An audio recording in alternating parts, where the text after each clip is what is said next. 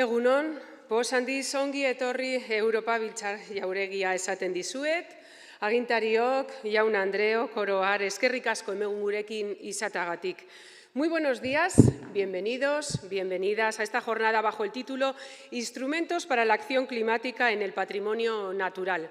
La jornada está certificada con el sello Erronka Garbia, evento sostenible, lo que significa que ha sido organizada minimizando los impactos negativos. Una jornada que estamos retransmitiendo en directo vía streaming a través de Zoom y que también quiero aprovechar para saludar y dar la bienvenida a todas aquellas personas que se están conectando en estos momentos.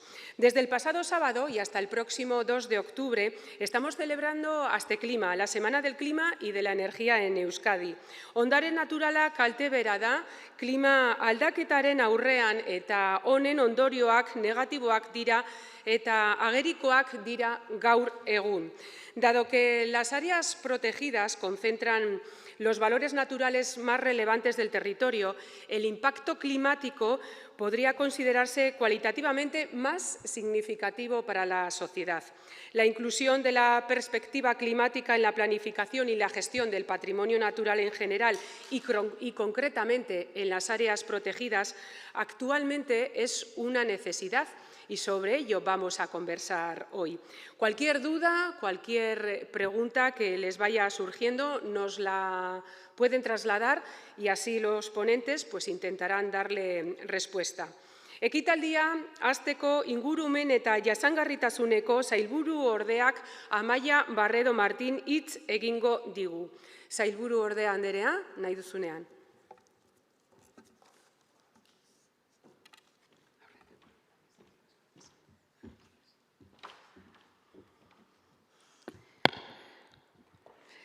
Bueno, egunon guztioi, ore bat da niretzat hemen zuekin egotea. Eta atsegin handia da niretzat ere jardunaldi honetan parte hartzea.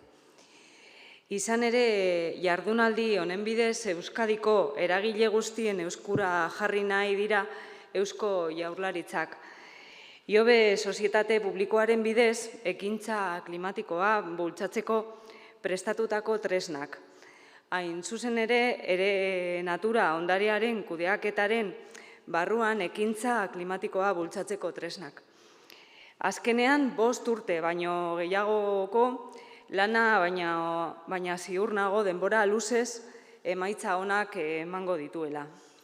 Eta era berean, nabarmendu nahiko nuke jardunaldi hau Asteklima, Euskadiko klima eta energiaren astearen barne hartzen dela, eta aldi berean Gasteizen European Green Capital tituluaren 10. urtearrena ospatzen ari gara. Ambas efemérides decía que nos sirven desde luego como recordatorio de que el cambio climático y la biodiversidad pues son una de las amenazas globales que tenemos que afrontar como planeta, ¿verdad? Como sociedad, desde luego, y como administraciones públicas. Como saben, la última cumbre de cambio climático, la COP26 en Glasgow, ya recuperó ese espíritu de mantener viva esa ilusión de no superar de alguna manera ese aumento de temperatura de 1,5 grados centígrados por los impactos que podía llegar a generar si subíamos de ese 1,5 grados, ¿no? Para Euskadi, bueno, pues eso va a resultar difícil, ¿no? En la medida en que ya nos encontramos pues en cerca de 1,1 grado centígrado por encima de la temperatura de referencia, pero eso no quiere decir que no debamos seguir insistiendo, trabajando, desde luego, y con optimismo todos intentando alcanzar el objetivo, ¿no? En ese sentido, bueno, pues la IPCC en ese último informe consideraba que para situarse en esta trayectoria todas las regiones o administraciones deberíamos de intentar alcanzar una reducción de emisiones del 45% para 2030 con referencia a 2010 y, desde luego, marcarnos ese objetivo de neutralidad climática para 2050, que es en lo que estamos trabajando todos, ¿verdad?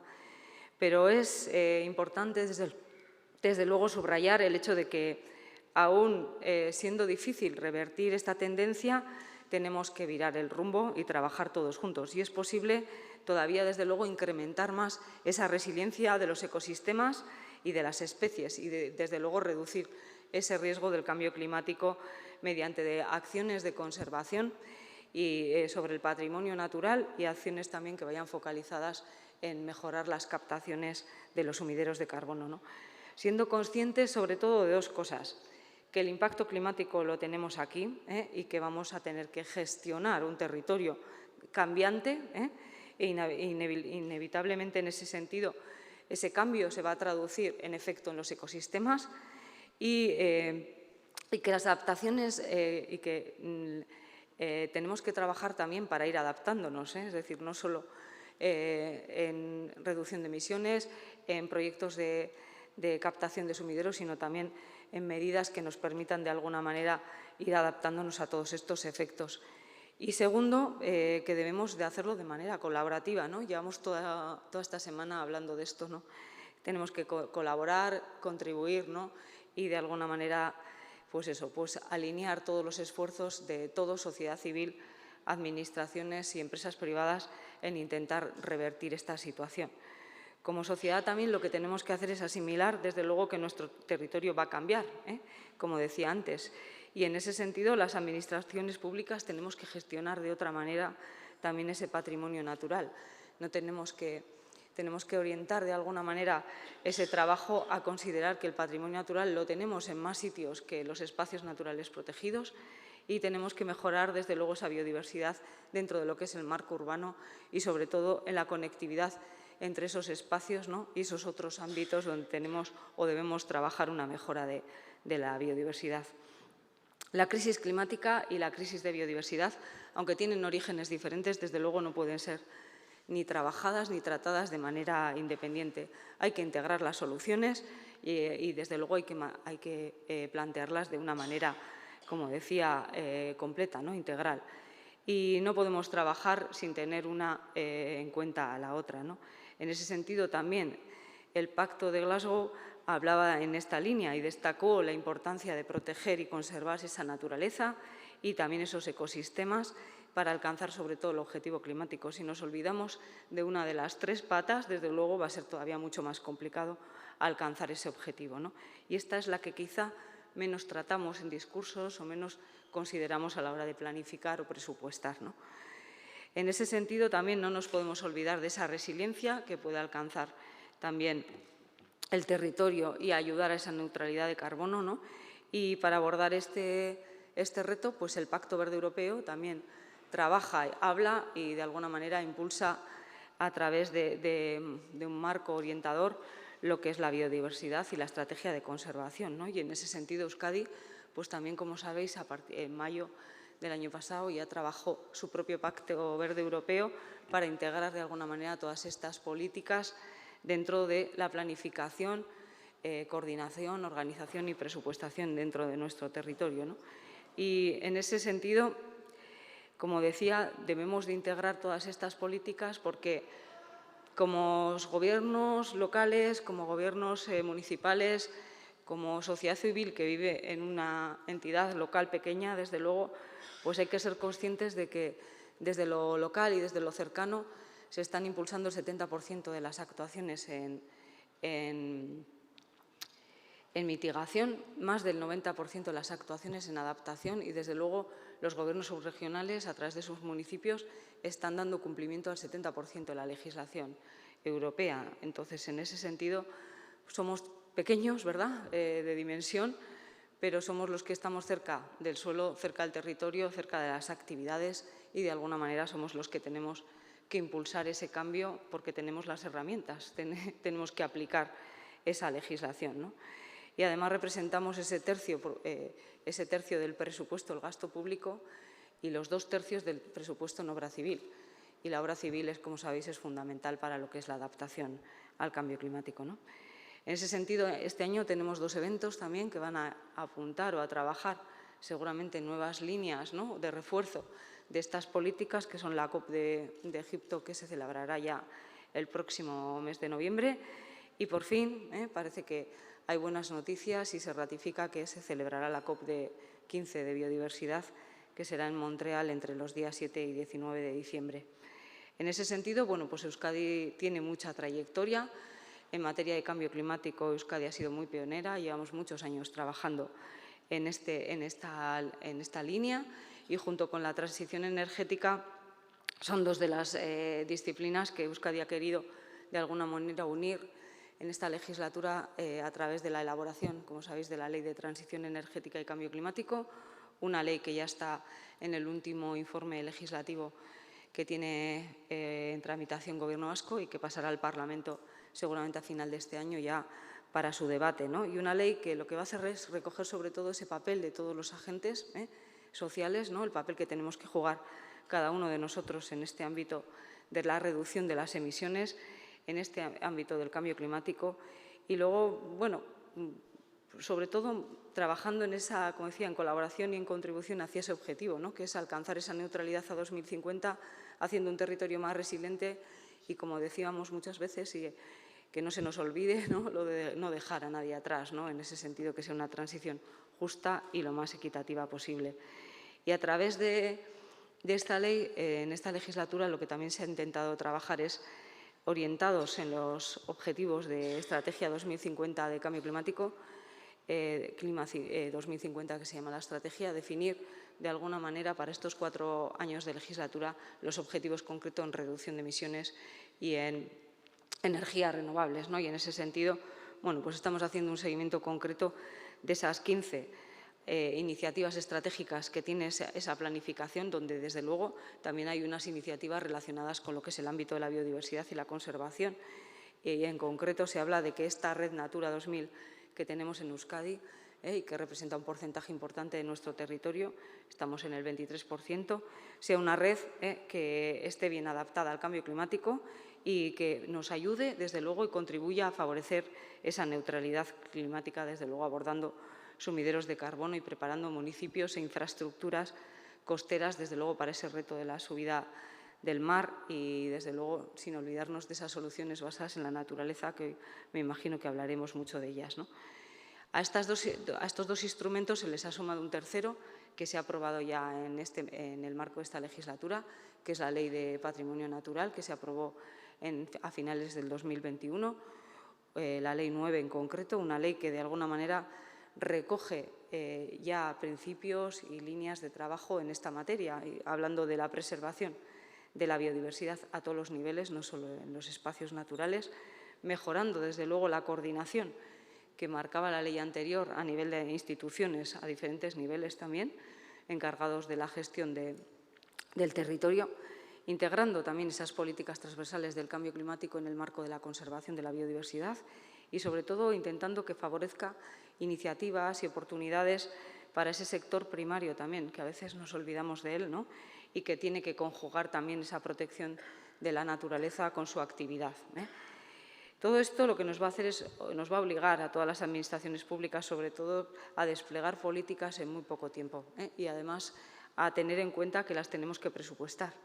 Y, en ese sentido, no hay actuación que no lleve, desde luego, una línea en el presupuesto. Y es un importante mensaje ahora que estamos trabajando todos los presupuestos para el próximo año, ¿no?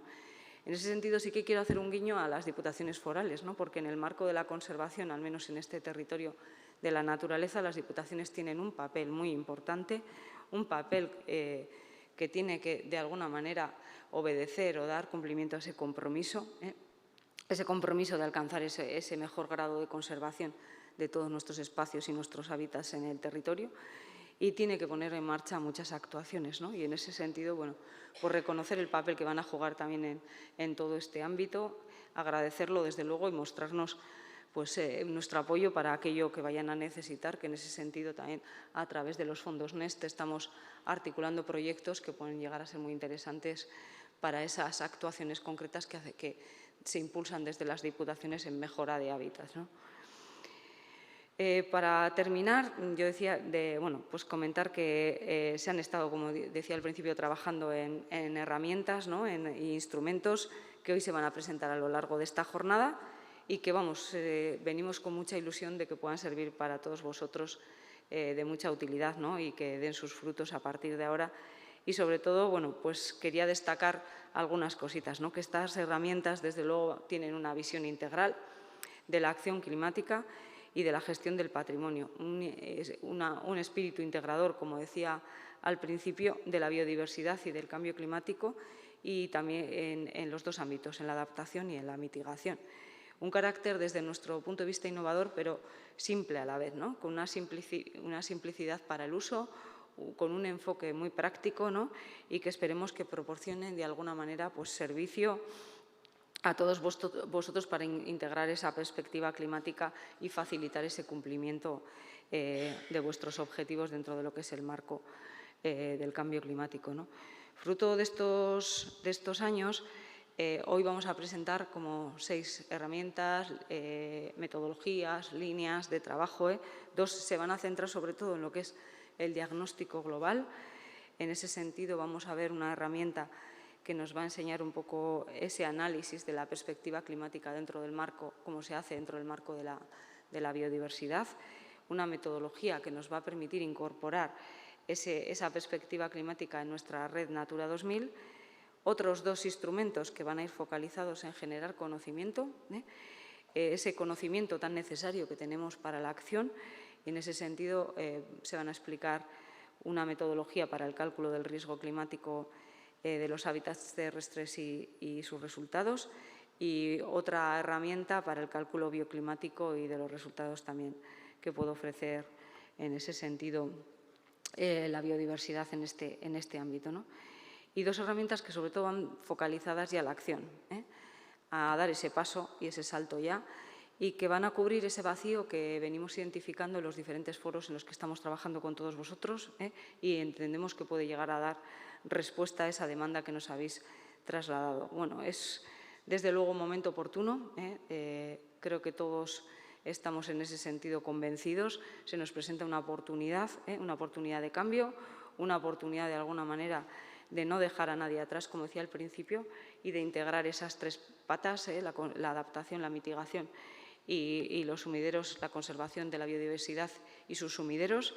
Y por mi parte solo agradeceros a todos vosotros hoy aquí la presencia, a la Comisión Europea, a la Oficina de Cambio Climático del Ministerio, y también a Europark España, que ha contribuido y con nosotros también en la organización de estas jornadas, y sobre todo pues a los compañeros de IOBE, que tanto cariño e interés le han puesto a que hoy pues salga todo muy bien.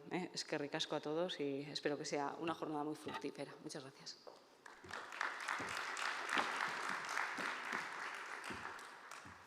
Eskerrik asko, Amaia, zure hitzengatik. Bueno, les voy a pedir un favor, que nos ajustemos a los tiempos, que sean concretos en sus exposiciones, y así de esta manera evitaremos alargarnos, porque las ponencias son todas interesantísimas. Cada una tiene su tiempo, así que repito de nuevo, por favor, cíñanse a él, y así de esta manera pues podremos responder a posibles preguntas o dudas que se planteen. Bien, la Comisión Europea ha establecido su apuesta para un nuevo futuro a partir del Pacto Verde Europeo, donde la conservación de la biodiversidad y la acción climática, entre otros, integran sus ejes principales. Para hablarnos de los retos que el cambio climático supone para el patrimonio natural, tenemos a Irene Bonvisuto, de la Dirección General del Clima de la Comisión Europea. Quiero contarles que Irene está formada como ingeniera ambiental en el Politécnico de Milán. A lo largo de su carrera ha estado involucrada en cuestiones relacionadas con el cambio climático, desde cómo mitigar las emisiones de carbono mediante las soluciones innovadoras en los sectores de la energía y el transporte, hasta los esfuerzos más recientes para apoyar a las regiones europeas en la construcción de la resiliencia al cambio climático, siempre con un ojo para preservar el ecosistema. La ponencia, ya están viendo, tenemos ahí a Irene, será vía Zoom, así que Irene Bonvisuto está preparada cuando quiera. Good morning. I hope you can hear me and you can see me. I see myself on the screen, so it should be okay. Thank you very much for this invite. I'm very glad to be here. I will try to be short and keep on the time, but indeed there is a lot to be discussed today. I have a few presentation that I would like to show, and I do hope that you can confirm that it is visible. Can you?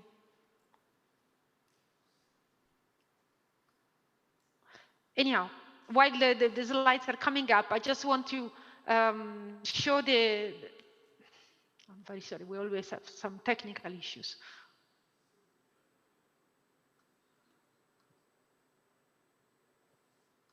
Does it work?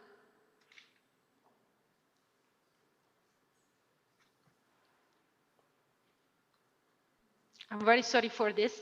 I will try to go maybe without the slides. I'm sorry for this, but I think it's maybe easier for the time unless someone from your side can project the slides.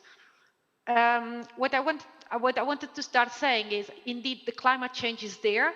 We do have a big effort on reducing the climate emission, the emissions, so that we can keep the climate change in the order of the 1.5 Celsius. However, the emissions that have already been there for the past years are clearly showing a big impact on the fact that there is already climate change in motion. It's not a mystery, or I mean, the summer of 2022 will remain in the minds of everybody as the most visible example of the fact that climate change is there. There are impacts everywhere. We have seen incredible droughts in Europe. We have seen big fires. And this is clearly a signal that the climate change is something we will need to cope with, and we will need to adapt and live with those changes. Now, how all of this impacts on the biodiversity? It's clear that the distribution and the abundance of species and their interactions might change to the fact that we have new factors coming and changing the habitats of those populations. We might have populations of species that become isolated, or potentially it will even go through local extinction. We see invasive species coming and new diseases coming. Clearly, the climate change impacts the coastal area and impacts the flora and the fauna in those places, increasing the water and the temperature. That is also a big problem for changing the biodiversity in those areas. We should not forget that actually we have seen and we're witnessing changing raining patterns, and that also brings different nutrients reaching the waters and being washed out into the sea as well, which also brings different nutrients level in the seas. And again, this is an example of potential root causes that will change the biodiversity elements again. Now, some examples are very obvious. We have witnessed, and we will see more desertification of land. We see more saline water intrusion in the deltas of the river. We do see destruction of forests. And all of this, how all of this is looked at, we have developed an adaptation strategy which was made public last year in 2021. And what this adaptation strategy look at is indeed how to make our cities, our regions, our places more resilient by 2050 in a way to become capable to adapt to the unavoidable impacts of climate change. How we get there is on different elements. For sure, we need to understand better what is going to happen, and indeed the vulnerability of the different places are a key to be understood, because only understanding the vulnerability of the place, we can actually manage those solutions that could be helpful in that precise place.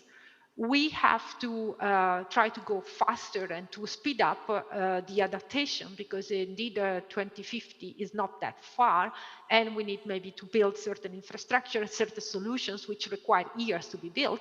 But more of anything else, and I think it's very much what has been said by the previous speaker, we really need to work across the full system in a collaborative way. So we really need to support the policy from all the different sectors, because the biodiversity loss is very much entangled with the climate crisis. We cannot address one without looking at the other. And the solution for that we believe is the way to go, is indeed promoting nature-based solutions, which means really putting the restoration of the ecosystem at the very center, providing services not just for the ecosystem and the nature itself. Actually, that brings in a lot of advantages for climate, for instance, restoration of peatlands or natural hydrological condition of the rivers. Those are clearly bringing benefit also for the reducing the impact of climate change. And obviously we cannot do that by ourselves. We need to do that in collaboration with all the possible partners. Now, the Commission, the European Commission has launched a new instrument. Today you do talk about instrument and tools. And what we are launching here is a new instrument which is called the Mission. The Mission is a solution or it's an instrument where we do plan to bring under the same objective or same common objective all interested partners. And how the mission do work, I mean, there is a mission which specifically looks on adaptation to climate change. What is the ambition of this mission is that we want to help at least 150 European regions and communities to become resilient by 2030. And to do that, actually, the mission articulates support, provides support, not just in terms of financial support, but also in terms of exactly tools and instruments to bring together a community of practitioners, a community of interested people to work against the same objective in an effort to share the best experience, to share the lessons learned, so that it could really help those 150 regions and communities to develop the way, the transition towards building climate resilience in their specific places. And doing that, the mission intends to support demonstration on the grounds, and by support that means also facilitating funding of certain projects so that we can demonstrate that those solutions are possible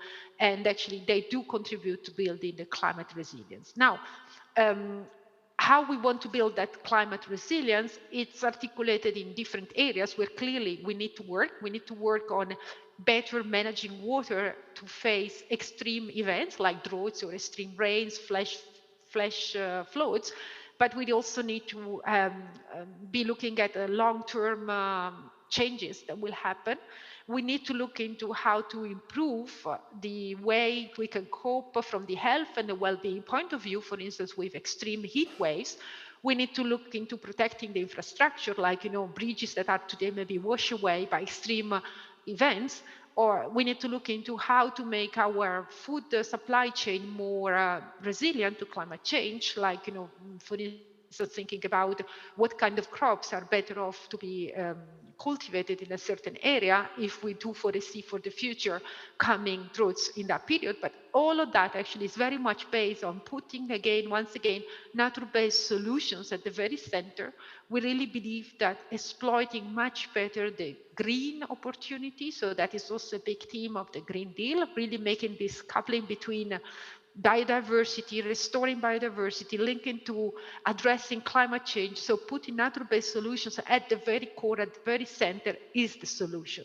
So for that, the mission once again looks at how we can facilitate more green infrastructure, protecting the biodiversity as a way to address climate change. So the mission, as I said, is a coalition of willing is a way to bring together interested parties. And yesterday, we did announce the community that up to now has reached more than 200 participants. And in this community, we really see region, local authorities coming together across member states. And we do have Basque Country and the Basque Center for Climate Change, who did sign up for joining the effort, which is surely a great signal of the interest that is in your country for bringing and contributing to the matter. Now, how this local authorities will be helped, as I said, is not just a question of funding, but clearly there is funding going, and there is funding going in support of those through some projects. We had identified already some projects where we bring together regions across Europe to work, for instance, around roads. Just 2 days ago, we closed another round of calls where we did identify, again, a very numerous number of projects, and now we need to select the best ones out of those, where we can really address some solution for building climate resilience, and surely again, nature-based solutions, or solutions which do look into leveraging the opportunities of the green infrastructure, for instance, is really a key in those projects. It's a key element that will be at the center of those projects. But much more than that, the mission also brings together a platform, an implementation platform by which the different regions will be able, as I said, to share and get access to the best available knowledge and to the instruments that they have developed and that they can implement in their specific natural place. Now, all of that, as was said also by the previous speaker, starts from really understanding what are the vulnerability in one specific place, and obviously some Natura 2000 areas or some protected areas where there is a strong natural element have even more important elements to be taken into account when that vulnerability assessment is done. And to do that, the Joint Research Center and the Environmental Agency are key contributors in developing access to the knowledge. So we're really putting available some risk assessment frameworks by which we can conduct the research on understanding what are the vulnerability or the special vulnerability of certain place, to then develop together a plan to address those. And this is also a key element to then identify the project that will need to be carried out in the specific place. Finally, we're also looking into ways of funding those projects, which go in many cases in a very big scale of funding needed, which goes far beyond what is possible from Brussels. And for that part, we obviously have a lot of collaboration with the regional funds, but also with the banks, the private investors, including some discussion going on with the European Investment Bank, who recently also launched a climate adaptation investment advisory by which they intend to put a significant part of the investment for climate, they put targets for climate investment, but a significant part of that will need to be dedicated to climate adaptation. So once again, we see these two sides of the same coin, that we cannot just work on mitigation or reducing emission, we always need to work also on adapting and becoming resilient to the fact that climate change is there and will continue to exist. Now, to conclude, I just want to stress once again that indeed the support to the regions will continue through this platform, which is the key body that will implement the mission in the coming years. And there it's really an opportunity, as I said, of developing the risk assessment, so really understanding the vulnerability, accelerate the identification of solutions, and indeed accelerate the rollout of those solutions, thanks to some opportunity also to assess financing and get facilitated in the access of financing. Now, all of that cannot happen without the engagement of the local people, the local citizen, because it's key that it's key that in this such a transformation, it is obviously there is a big buy-in, but also a big contribution in terms of also some behavioral changes and some little action that everybody could do. So there is a lot of also opportunity to discuss in terms of how to engage the citizen and what the citizen can do. And in that sense, we also have recently created an initiative which is called the Climate Pact, which very much goes together with the European Green Deal in a way to have single people, consumers, but also associations, cities making pledges for how they want to contribute to the Green Deal mission or objective overall. And as I said, we do have invested some a specific budget in support of identifying innovative solutions for climate adaptation. We do have some project that will start very soon on providing the framework for assessing, and so giving support to regions to actually implement such an analysis, so really understanding the vulnerability, and finally designing the plans for building their resilience locally in terms of identifying the solutions needed, but most important, we have identified demonstration projects where solutions for building that resilience will start to be, let's say, put in place, become operational.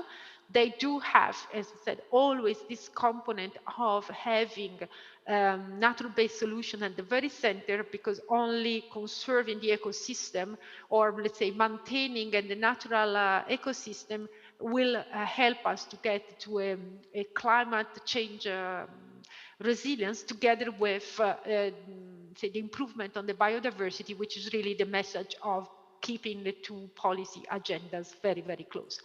And we have specifically, we do look at specific problems that might be, or problems or challenges that are there in different parts of Europe.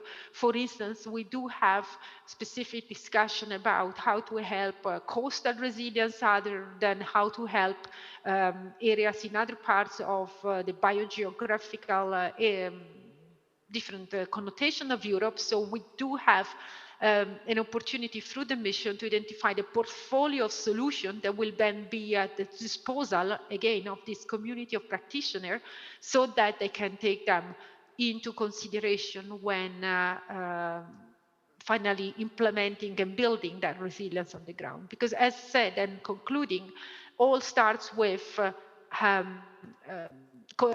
realizing that we cannot just work on reducing the emission. That is one part of the discussion, but obviously we need to realize that we have to live with the fact that certain emissions have put in motion processes that we will need to cope with the years to come, and that indeed there is more of those extreme events that we are bound to face, plus more of those onset long-term changes that we're bound to see. And the mission intends really to help the regions working on both sides. So with that, I'm sorry for the technical hiccup, so I could not share the slides. But with that, I hope the discussion will continue in a very productive way in the course of the day. I will not be able to stay for the full day, but I'm sure they will be very rich. Thank you.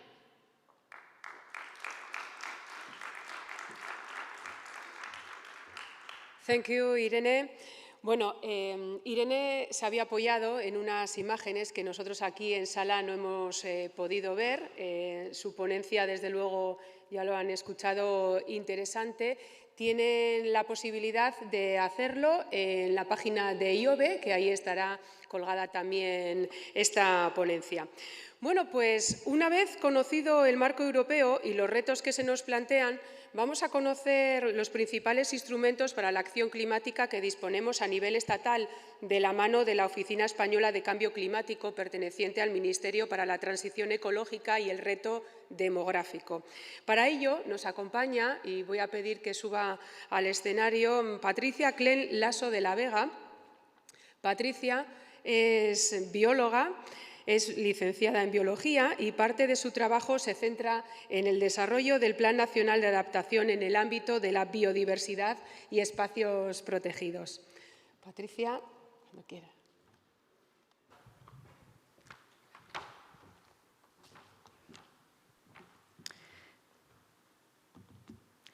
Buenos días, muchas gracias. Lo primero que quiero es precisamente agradecer a la organización el habernos invitado a participar en esta jornada y sobre todo también agradecer este espacio donde vais a compartir tantas herramientas que habéis desarrollado. Cuando me han presentado han dicho que voy a dar a conocer las herramientas que tenemos disponibles. Son herramientas que están todavía en desarrollo.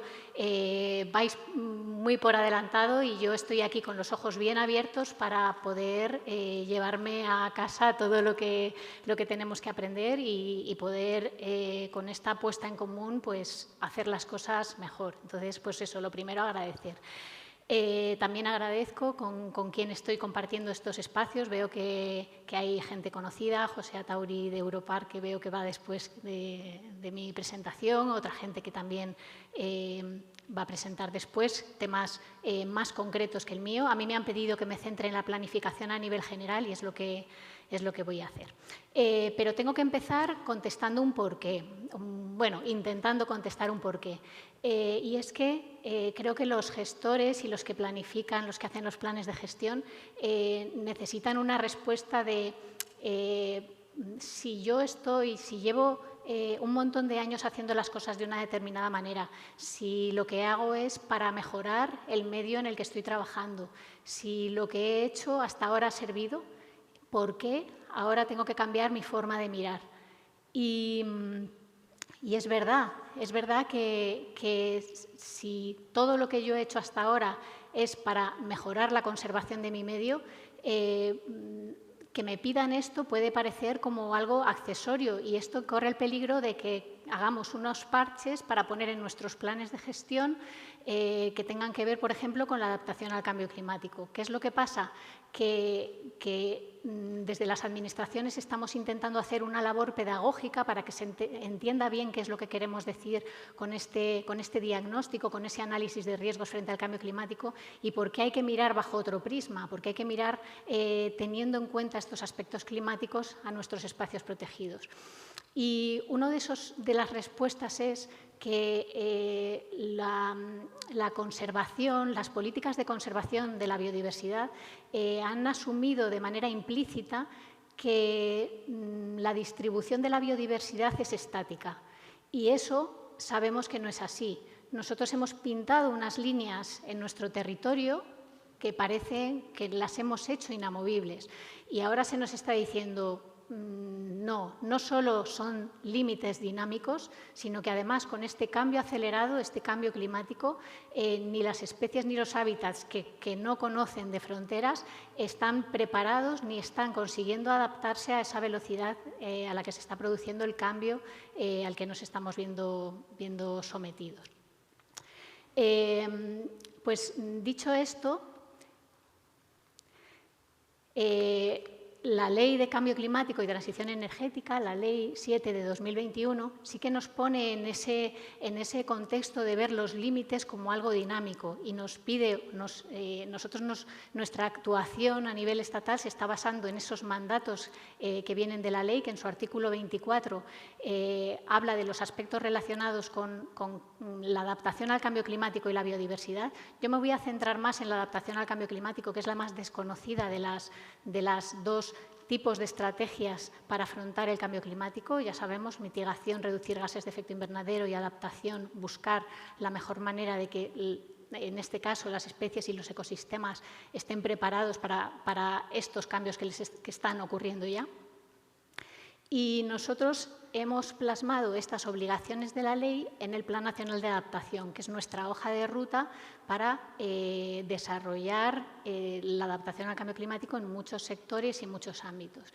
El plan está planificado para el periodo 21-30, pero se operativiza a través de dos programas de trabajo. Ahora mismo estamos en el programa de trabajo 21-25, que es el primer programa de trabajo de este PENAC. Y las líneas de acción que se desarrollan en el Plan Nacional pues son materializadas en forma de medidas concretas y vamos a ver qué medidas son las que están y qué mandatos tenemos en la ley y qué se está recogiendo tanto en el Plan Nacional de Adaptación como en el programa de trabajo que estamos haciendo.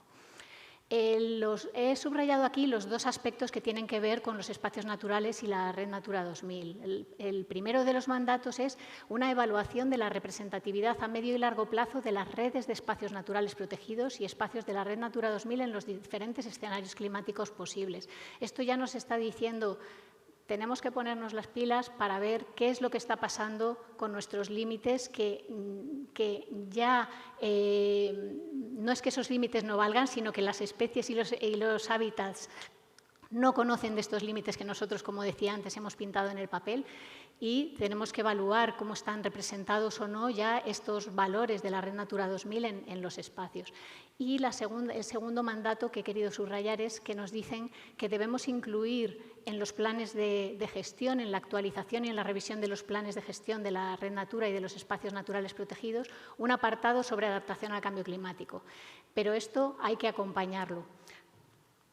Nosotros, a través del Plan Nacional de Adaptación, intentamos acompañar todos los procesos, en distintos ámbitos, no solo en la biodiversidad, pero ahora me voy a centrar en la biodiversidad, a través de un documento que no queremos que se quede en un papel, por eso he puesto esas huellas. El Plan Nacional no es para trabajarlo, es para hacerlo entre todos. Y tiene mucho de haber pensado, tiene mucha filosofía, entre comillas, detrás, tiene unos principios orientadores, unos componentes estratégicos. Lo he querido poner aquí por si alguien tiene interés en ojear, sobre todo esas partes centrales que son las que dicen hacia dónde queremos ir.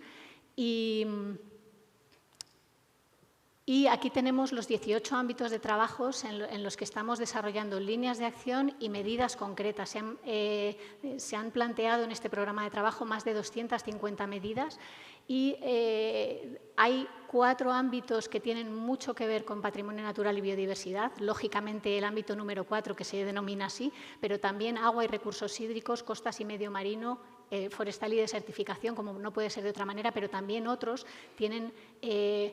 el medio natural tiene una importancia enorme para sostener distintos sectores, como el turismo, como patrimonio cultural también, etcétera.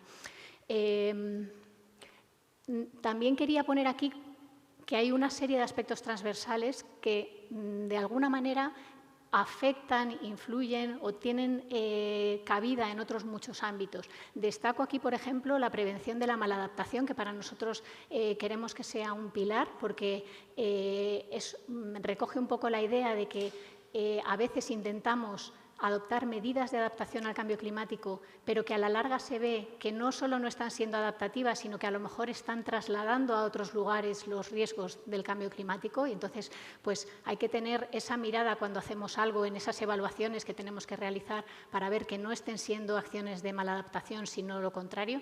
Y luego tenemos también otros aspectos transversales, como tener en cuenta las vulnerabilidades territorial y social, etcétera. Estas son, una vez hemos descendido de la ley al Plan Nacional de Adaptación y ahora esto es cómo el programa de trabajo desarrolla una serie, o queremos desarrollar una serie de medidas que tienen que ver con lo que nos decía la ley y, en concreto, con respecto a la implementación del apartado de adaptación en los planes de gestión, queremos realizar o estamos realizando con la Dirección General de Biodiversidad, ya se ha presentado al Comité de Espacios Protegidos, pero todavía no se ha publicado porque queremos afinarla y además cotejarla, porque no queremos que sean, me imagino que a vosotros os pasará también, no queremos que sean herramientas que se quedan en papel, queremos que sean cosas que sean útiles para los gestores y esto hay que validarlo en espacios concretos para después que el producto sea útil de verdad. Pues queremos realizar esta guía de recomendaciones que va a tener un formato como una Excel, ahora lo voy a explicar un poquito, para implementar esta adaptación en los espacios protegidos. Y también vamos a realizar estos estudios de representatividad a largo plazo de la Red Natura 2000, que también voy a contar cómo lo vamos a desarrollar. Pero esto es lo que está por venir y aquí tenemos algo de lo que ya está hecho. En 2018 Europark publicó con nuestra colaboración esta toolkit de incorporación de la adaptación al cambio climático en la elaboración de planes de gestión, que es interesante porque va acompañando todo el proceso de planificación del espacio protegido, desde el diagnóstico general hasta el seguimiento de todas las medidas que se implementan. Y esto hay que recuperarlo, sacarlo, porque son herramientas complementarias con lo que nosotros estamos desarrollando y es un ejemplo interesante de lo que ya podemos utilizar.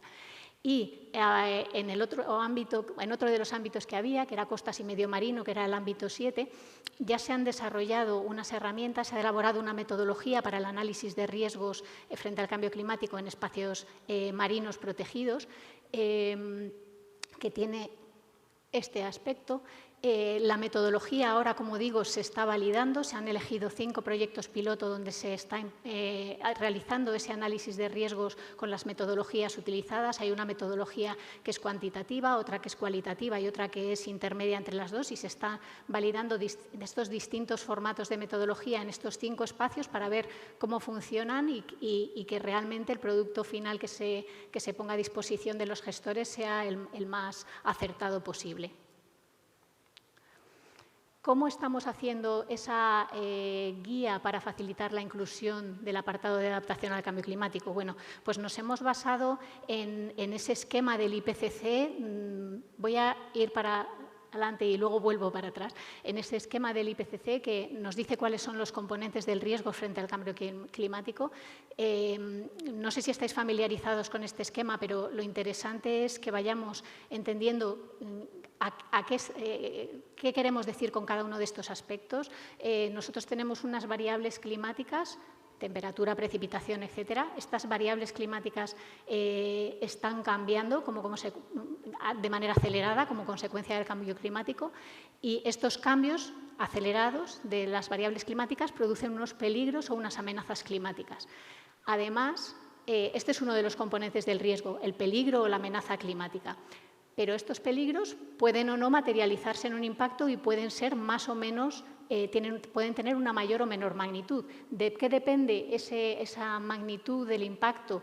Pues depende de la vulnerabilidad del elemento que estamos estudiando, de su sensibilidad y su capacidad de adaptación intrínseca, pero además también depende de cómo está ese elemento con respecto a la vía del peligro, cómo está de expuesto o no ese elemento. Bueno, pues todo este conjunto de parámetros, de componentes del riesgo, peligros, vulnerabilidad, exposición, nos dan una idea de los impactos que ya se están produciendo y de los riesgos a futuro, la probabilidad de que estos impactos sigan produciéndose y la magnitud de estos impactos.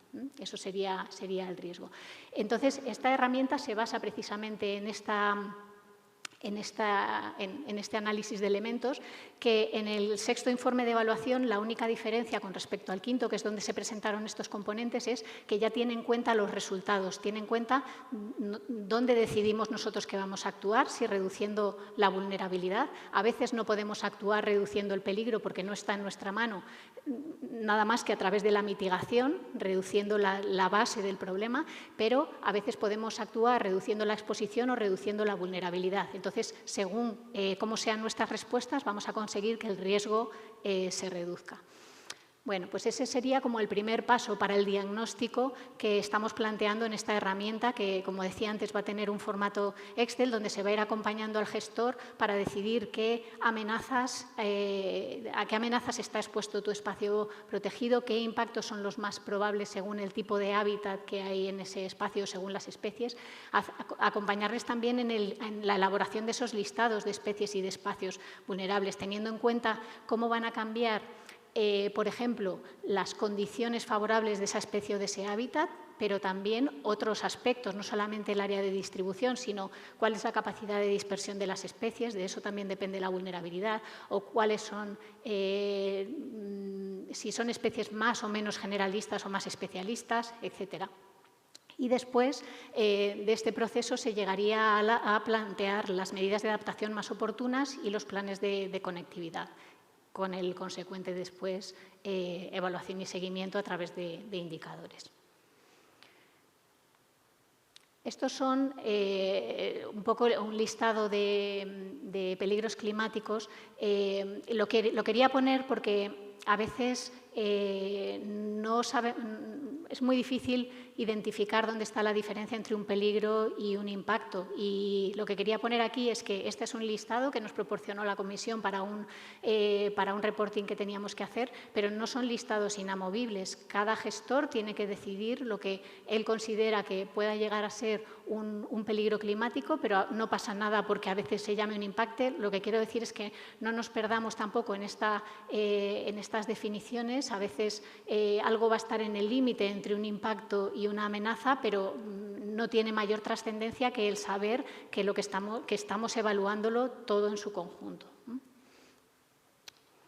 Y ya para terminar, quería comentar el gran reto que tenemos por delante con este segundo elemento de la ley, que es la evaluación de la representatividad de las redes de espacios naturales protegidos y de la Red Natura 2000 en los diferentes escenarios climáticos.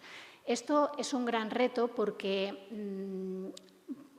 supone repensar lo que llevamos desde que se aprobaron las directivas de aves y de hábitats, tomando como el sumum de nuestras políticas de conservación.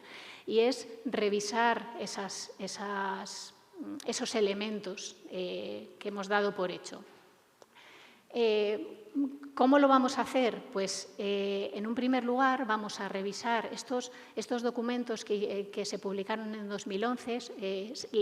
Los tomos se llaman Impactos, Vulnerabilidad y Adaptación al Cambio Climático de la Biodiversidad, pero en realidad lo que contienen es cómo van a cambiar la distribución de las condiciones favorables para distintas especies, que no es exactamente un estudio de la vulnerabilidad, ni un estudio de los impactos, ni son medidas de adaptación. Lo que pasa es que a nivel internacional es como se denomina este bloque, impactos, vulnerabilidad y adaptación.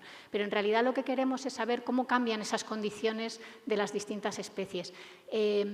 Vamos a volver a modelizar cómo son esta futura distribución y a partir de los resultados que salgan vamos a intentar ver cómo puede evolucionar la riqueza de especies de los diferentes espacios.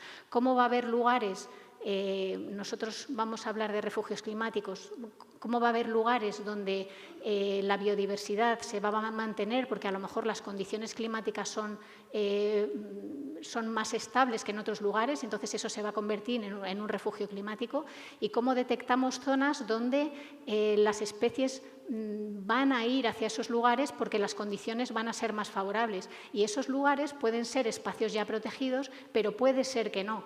Es importante que que sigamos mirando al territorio en su conjunto para detectar estos refugios de desplazamiento, estas zonas que a priori pueden estar degradadas, que incluso podríamos decir, como está degradado, lo vamos a dedicar a estos usos, pero que haciendo este análisis vemos que pueden ser unos refugios climáticos importantes porque se ve que el flujo de especies va a ir hacia esos lugares. Entonces, esto, no sé si así contado se ve la envergadura de la dificultad que tiene. Primero, analizar esos cambios en las condiciones de distribución, pero además después ver cuáles son esos lugares estratégicos que pueden mantener la biodiversidad y las especies y los hábitats de la Red Natura 2000, pero en general de nuestro medio natural de la mejor manera. Y con esto termino, con la idea de que lo importante que es mirar al territorio, de mirar al territorio en su conjunto, de que los espacios naturales, todo lo que pasa afuera tiene una repercusión dentro, y la importancia de mirar las actividades que hacemos fuera también para poder tener un medio más sano y un medio más, mejor para todos. Y con esto termino. Muchas gracias por la invitación.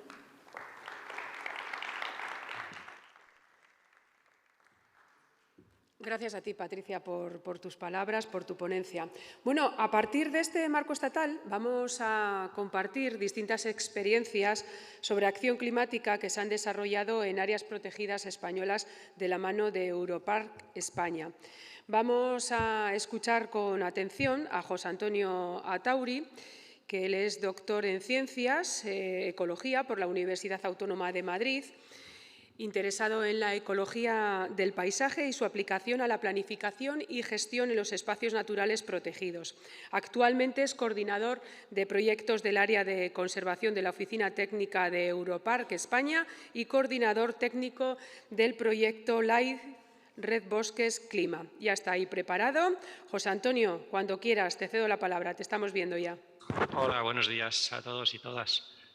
Gracias por la invitación, por contar con Europark España para este evento y que podamos compartir con vosotros nuestra experiencia.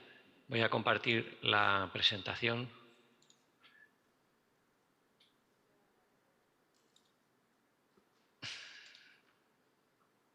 ¿Se ve?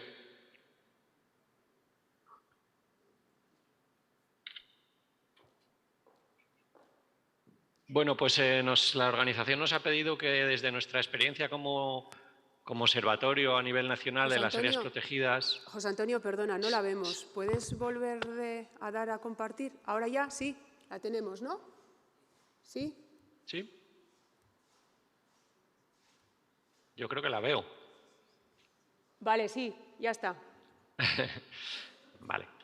Bueno, pues decía que nos habéis pedido que compartamos con vosotros nuestra visión a nivel nacional y nuestra experiencia trabajando en adaptación al cambio climático en áreas protegidas, cosa que llevamos haciendo unos pocos años, y he seleccionado dos casos similares y también muy distintos en algunas cosas para contrastar pues, dos situaciones que nos pueden servir para reflexionar un poco. Pero en todo caso podemos empezar por mostrar el mapa de las áreas protegidas españolas y de la red Natura, como veis, muy extensa, y que nos lleva a pensar que las áreas protegidas son herramientas fundamentales en las estrategias frente al cambio climático. En primer lugar, porque cubren casi un tercio del territorio nacional, una parte muy sustancial del marino también, porque tienen objetivos de conservación explícitos y claros, y ya Patricia Cleit ha mencionado la importancia de la conservación de la biodiversidad como una herramienta para la adaptación y la mitigación al cambio climático, así que son dos estrategias muy complementarias o totalmente complementarias, porque cuentan con un apoyo legal e institucional fuerte, prestan además atención a otros valores sociales, culturales, etc. Esto es importante, y veremos luego que tienen a menudo estructuras de gobernanza o de toma de decisiones peculiares, patronatos, juntas rectoras y otros elementos que pueden aprovecharse en el diseño de las medidas de adaptación. Además, cuando están bien gestionados tienen planificación, tienen planes de gestión a largo o medio plazo y, en el mejor de los casos, personal técnico especializado y dedicado y más medios materiales y más financiación que el resto del territorio. Así que por este motivo los consideramos unos escenarios ideales para ensayar políticas y acciones demostrativas de adaptación al cambio climático. En el año 2017, más o menos, empezamos un trabajo con la Oficina del Cambio Climático, Española de Cambio Climático, que culminó en este manual que ya Patricia Cleit ha presentado. Y en ese trabajo hicimos una aproximación previa con una encuesta a los gestores de áreas protegidas españolas. Y de todo lo que allí salió, bueno, sintetizo aquí las 4 ideas principales. La principal y la más importante es que el cambio climático ya está aquí, ya se percibe. Los gestores ya son conscientes de los cambios en la distribución de especies, de cómo las mariposas suben en altitud en la Sierra de Guadarrama o en otros lugares, en Pirineos, como los anfibios también están subiendo, cómo están cambiando la composición de las especies en algunos bosques, las extinciones locales, perturbaciones más intensas, bueno, cosas que en realidad todos ya conocéis seguramente. También se puso de manifiesto que no todos los hábitats son igualmente vulnerables, sino que algunos van a necesitar atención especial, especialmente hábitats relictos, hábitats en el límite de distribución, en la zona de contacto de regiones biogeográficas, especies más raras, los humedales, las altas montañas. Y también verificamos que, a pesar de esto, el cambio climático apenas se consideraba, estamos hablando del año 2018 y esto ha cambiado muy rápidamente en muy pocos años. El cambio climático no se considera en la gestión. No hay muy pocos planes de gestión que incluyan el cambio climático de manera explícita y mucho menos que tengan medidas de adaptación o de mitigación. Y también se puso de manifiesto que la falta de conocimiento científico no era la barrera que se mencionaba como más importante. Parece que hay suficiente conocimiento, aunque hay muchas incertidumbres, pero hay mucho conocimiento publicado. Lo que falta son herramientas, y creo que este evento va un poco sobre eso, ¿verdad? Herramientas para transferir ese conocimiento a la toma de decisiones y al diseño de actuaciones concretas y de planes de gestión. Y esto fue un poco el objeto de este manual que, como ya se ha comentado, pues sugiere un procedimiento para acompañar el diseño de planes de gestión de manera que se integre el cambio climático. Y la filosofía que subyace a nuestra aproximación al cambio climático en áreas protegidas es que la adaptación basada en ecosistemas sería la la opción lógica y más coherente con esos objetivos de conservación. Y partimos, por lo tanto, de la base de que la restauración y la conservación de los ecosistemas en buen estado son la mejor alternativa para garantizar la adaptación al cambio climático. Así que esto es, por una parte, una buena noticia, porque todo lo que veníamos haciendo puede aprovecharse también en las estrategias frente al cambio climático. Bueno, pues dicho esto en clave general, quería mostraros dos casos piloto que hicimos en el contexto de este trabajo. Estas son las áreas en las que hemos trabajado en España últimamente. Hemos aplicado el procedimiento para la elaboración de planes de gestión en varios lugares y también hemos desarrollado procesos de diseño de medidas de adaptación desde la población local, y estas son las dos cuestiones que os quería contrastar. En primer lugar, he seleccionado este lugar, no muy conocido quizás, el paisaje protegido Sierra de Santo Domingo, en Zaragoza. Está, como veis, al norte de la provincia de Zaragoza, en una zona de transición climática entre el ámbito mediterráneo y el pirenaico, o el atlántico, si queréis. Así que es una zona muy vulnerable por ese motivo, donde los cambios climáticos se van a hacer sentir muy fuertemente. Por poner algún dato, pues unas casi 10.000 hectáreas, cubiertos sobre todo de pinares, de Pinus nigra, silvestris, pino carrasco, muchos de ellos de repoblación. Tiene una gran extensión de pinares de repoblación, también robledales y algunos hayedos de pequeña extensión, relictos en algunos valles concretos. Inmerso en un proceso extremo de abandono rural, prácticamente despoblado la comarca. Es un parque relativamente joven, declarado en 2015, es también Red Natura 2000, y la circunstancia que le hizo que lo seleccionáramos es que el PRUG estaba en fase de elaboración en aquel momento, entonces era como un buen escenario para probar este procedimiento que se estaba ensayando con el manual que finalmente se publicó. Así que en este lugar pudimos desde un principio y con el apoyo del Gobierno de Aragón elaborar un diagnóstico climático, es decir, seguir todos los pasos que recomendábamos en el proceso de planificación. Elaborar un diagnóstico climático que no solamente se quedó en caracterizar el clima actual, sino en revisar series de datos existentes en las estaciones meteorológicas del entorno, y allí ya se vio, como veis en esta gráfica, pues evidencias del cambio climático ya desde los años 70, que es cuando hay registros, con incrementos sostenidos en las temperaturas, especialmente en las mínimas. También pudimos desarrollar cuáles serían los escenarios climáticos futuros, con la herramienta que la Oficina Española de Cambio Climático tiene a disposición en la web, el simulador de escenarios regionalizados, donde uno puede seleccionar un área concreta y modelar distintas variables climáticas, como en este caso el número de días cálidos de aquí a 2050. Bueno, pues esto nos permite también concretar mucho el ámbito de trabajo. Una vez hecho esto, se identificaron los objetos de conservación, serán los que la Red Natura 2000 establecía. No vamos a entrar en detalle en ellos, pero sí que se hizo un análisis de vulnerabilidad y se pudo priorizar de esta manera cuáles eran los hábitats más potencialmente afectados por el cambio climático y menos. Veis ahí pues, que los pinares de silvestris, los hayedos son como los más vulnerables y otros menos, y en algunos pues, no habría conocimiento. Esto nos permitió definir algunos objetivos específicamente destinados al cambio climático. De forma general, estos objetivos suelen ir en estas líneas, ¿no? De eliminar impactos no climáticos, restaurar, incrementar la resiliencia y mejorar el conocimiento. Suelen ser los grandes bloques en los que en general se pueden agrupar estas medidas de adaptación que finalmente se proponen, de las cuales hicimos una propuesta. Las medidas de adaptación en general van destinadas a promover la resiliencia, la variabilidad, la heterogeneidad, la diversidad, a escala de paisaje, a escala de rodal en los bosques, a escala de detalle, a proteger los elementos singulares más amenazados, a la evaluación también. En general, bajo el paraguas de la adaptación basada en ecosistemas.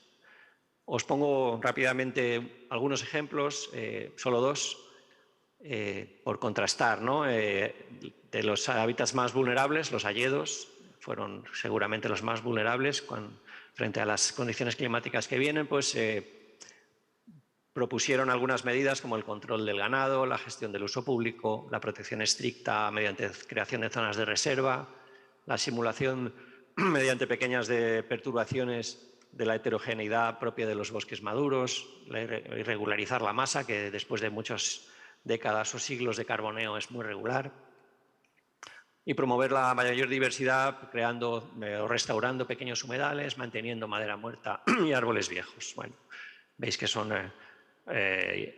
medidas que también se podrían proponer en un contexto de conservación de la diversidad estrictamente. Otro de los ecosistemas o de los hábitats muy vulnerables al cambio climático son las repoblaciones de pino carrasco, que por el contrario son muy extensas, ocupan quizá el 70% del parque y son vulnerables por otro motivo, que no se os escapará, y son los incendios forestales, ¿no? Son masas muy extensas, muy continuas, muy homogéneas, muy densas, en las que apenas se ha intervenido desde que se plantaron y que por tal motivo son muy susceptibles al fuego. Así que aquí las medidas que se proponen son bastante diferentes frente a la conservación más estricta. En el caso de los hayedos, aquí se promueve más la gestión, la intervención, promover los productos del bosque, intentar aclarar esos bosques, abrir claros, reducir la competencia y regularizar la masa e intentar que estas medidas puedan ser sostenibles económicamente utilizando los productos del bosque o obteniendo un beneficio económico de estos beneficios del bosque. Bueno, este sería el caso que os propongo de un típico área protegida en la que hemos incluido la planificación desde arriba, desde la parte institucional, en el momento en que se propone la redacción de un plan de gestión. Hay que decir que ese plan de gestión aún no se ha aprobado. Estamos en 2022. Ni siquiera yo creo que es previsible que se apruebe a corto plazo, así que nos encontramos ahí una barrera grande, y es que después de un gran esfuerzo y de una propuesta de medidas ya concretas, pues es difícil la puesta en práctica de las mismas. Y para contrastar os quería poner otro caso y luego los comparamos. Es un caso distinto, bueno, geográficamente distante, en la Sierra Espuña, en Murcia, en una zona muy ya semiárida, al límite de la aridez, pero que paisajísticamente tiene muchas similitudes. También son extensiones muy grandes de pinar, también proceden de repoblación, pino carrasco. A pesar de todo, tiene una altísima diversidad de especies, vegetales y de invertebrados, amenazadas, endémicas. Es un área protegida antigua, se declara sitio de interés nacional en el 31 y tiene plan de ordenación del 95 y plan de gestión. Y además Red Natura 2000. Y además forma parte de la Carta Europea de Turismo Sostenible en Espacios Protegidos, que es un, vamos a llamar, club de parques que se han comprometido en el desarrollo del turismo sostenible y que colaboran entre sí, y que para el desarrollo de esa Carta Europea que otorga la Federación Europark tienen que cumplir una serie de requisitos, entre ellos tener planificación, pero además tener un foro social donde se acuerdan las estrategias para el desarrollo del turismo y de otros temas. En definitiva, es un foro donde los agentes sociales están en permanente contacto, se conocen, se tratan, se pelean o se acuerdan, y en el que el Parque Natural tiene un gran protagonismo. Este lugar lo seleccionamos para desarrollar un proyecto distinto, que fue pedir a los agentes locales que propusieran ellos mismos medidas de adaptación al cambio climático. Así que pusimos en marcha un proceso colaborativo un poco accidentado por el COVID, que duró pues un año y pico, donde nos reunimos en varias ocasiones con, pues había asociaciones ecologistas, empresarios turísticos, representantes del mundo de la educación, de la administración, desde luego, de los gestores de la hidrología, de los bosques, del parque natural, en fin, un conglomerado de actores sociales diversos a los que en realidad no les pusimos muchas trabas más que hicieran propuestas de manera colaborativa, que fueran adaptativas, lo más transversales. Y bueno, estas serían las condicionantes, pequeños condicionantes que tenían.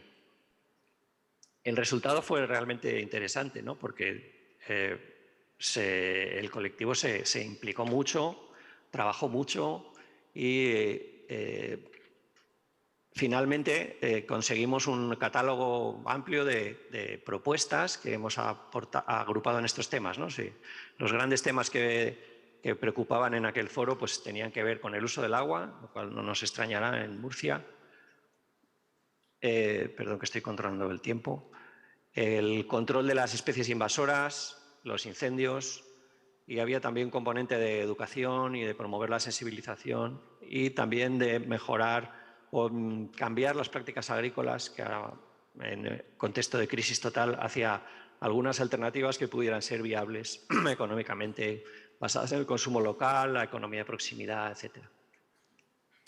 Este fue el resultado que obtuvimos y de manera... Aquí hay algunos ejemplos de proyectos ya concretos que pongo aquí pues, a modo de ejemplo. Del mismo modo que en el caso de Sierra de Santo Domingo, estos proyectos de momento no se han implementado. Así que nos encontramos también con una barrera que es la puesta en práctica.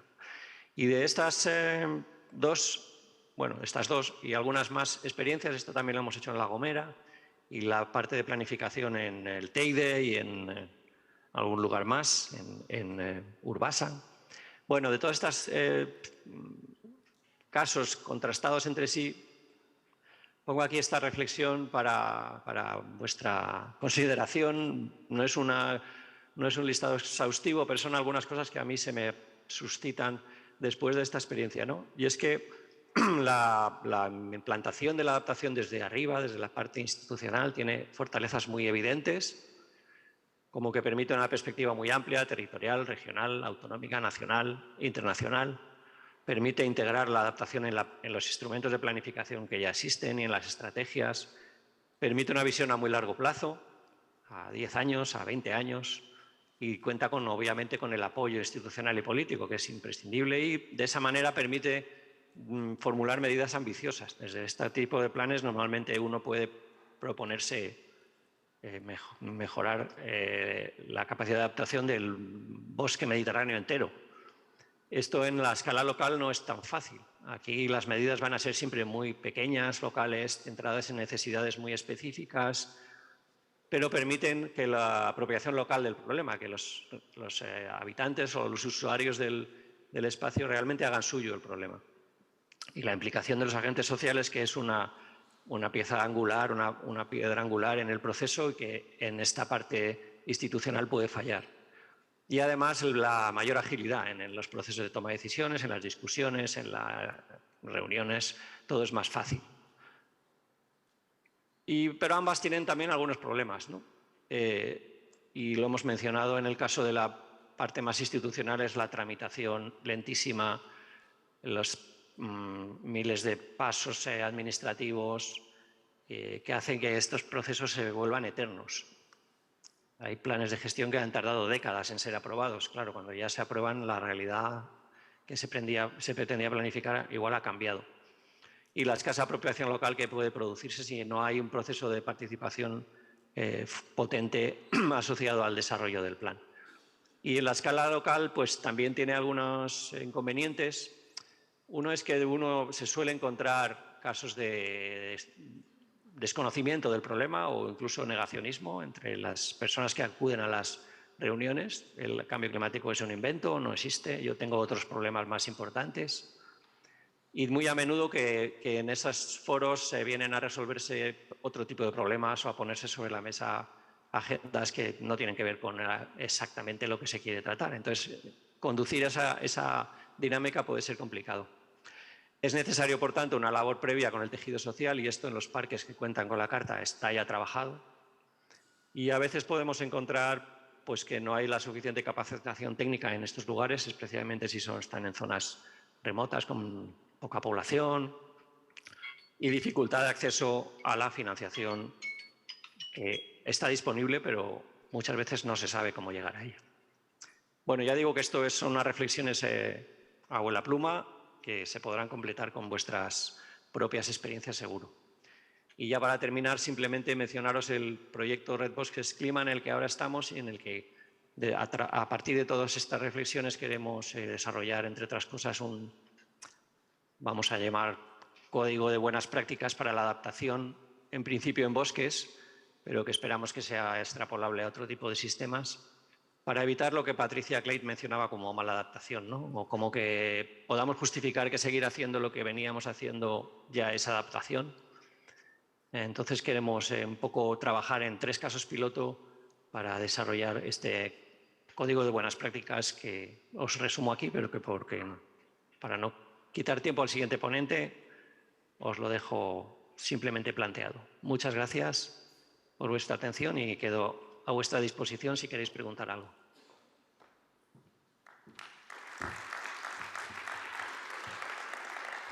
Pues muchas gracias, José Antonio. Te has puesto hasta la alarma, ¿verdad? Sí, para acabar justo a tiempo. La verdad es que te lo agradecemos. ¿Tienen alguna pregunta para José Antonio aquí en la sala? Se la podemos plantear. Que sea fácil. Pues me temo que te vas a librar, José Antonio. Lo has hecho bien, entonces. Muy bien. Venga, bueno, pues muchas gracias. Muchísimas gracias a ti por participar hoy en esta jornada. Bueno, pues ya lo ven, interesante todo lo que hemos escuchado hasta ahora. Tenemos muchos más temas para tratar a lo largo de la mañana y si les parece hacemos ahora un alto en el camino. Están todos ustedes invitados a tomar un café si lo desean y durante la pausa todas aquellas personas que nos están siguiendo por Zoom y las personas que estamos aquí en la sala vamos a tener la oportunidad de ver vídeos sobre proyectos de acción climática liderados por IOBE, la Sociedad Pública de Gestión Ambiental del Gobierno Vasco. Y además también se van a visualizar otra serie de proyectos de sensibilización. Yo creo que volvemos a vernos las caras en torno a las 11 menos 10, 11 menos 10, 11 aproximadamente. Venga, pues orain guztiak gonbidatuak zaudete, kafe bat hartzera. Orain arte.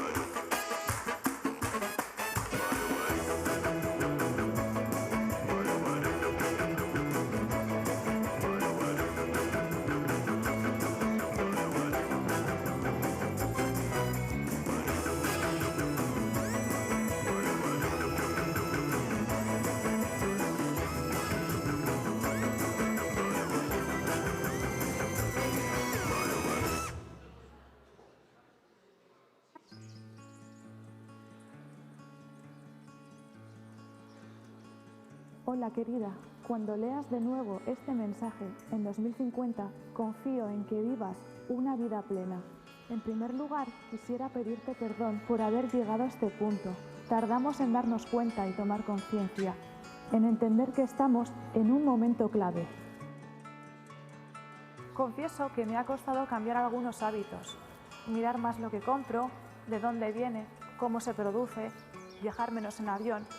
Pero estas pequeñas decisiones contribuyen a apoyar a nuestros productores, dan vida a nuestros pueblos y ayudan a conservar nuestro patrimonio natural. Apostar por la bicicleta y el transporte público fue un primer paso. Además de mejorar mi salud, contribuyo a reducir las emisiones.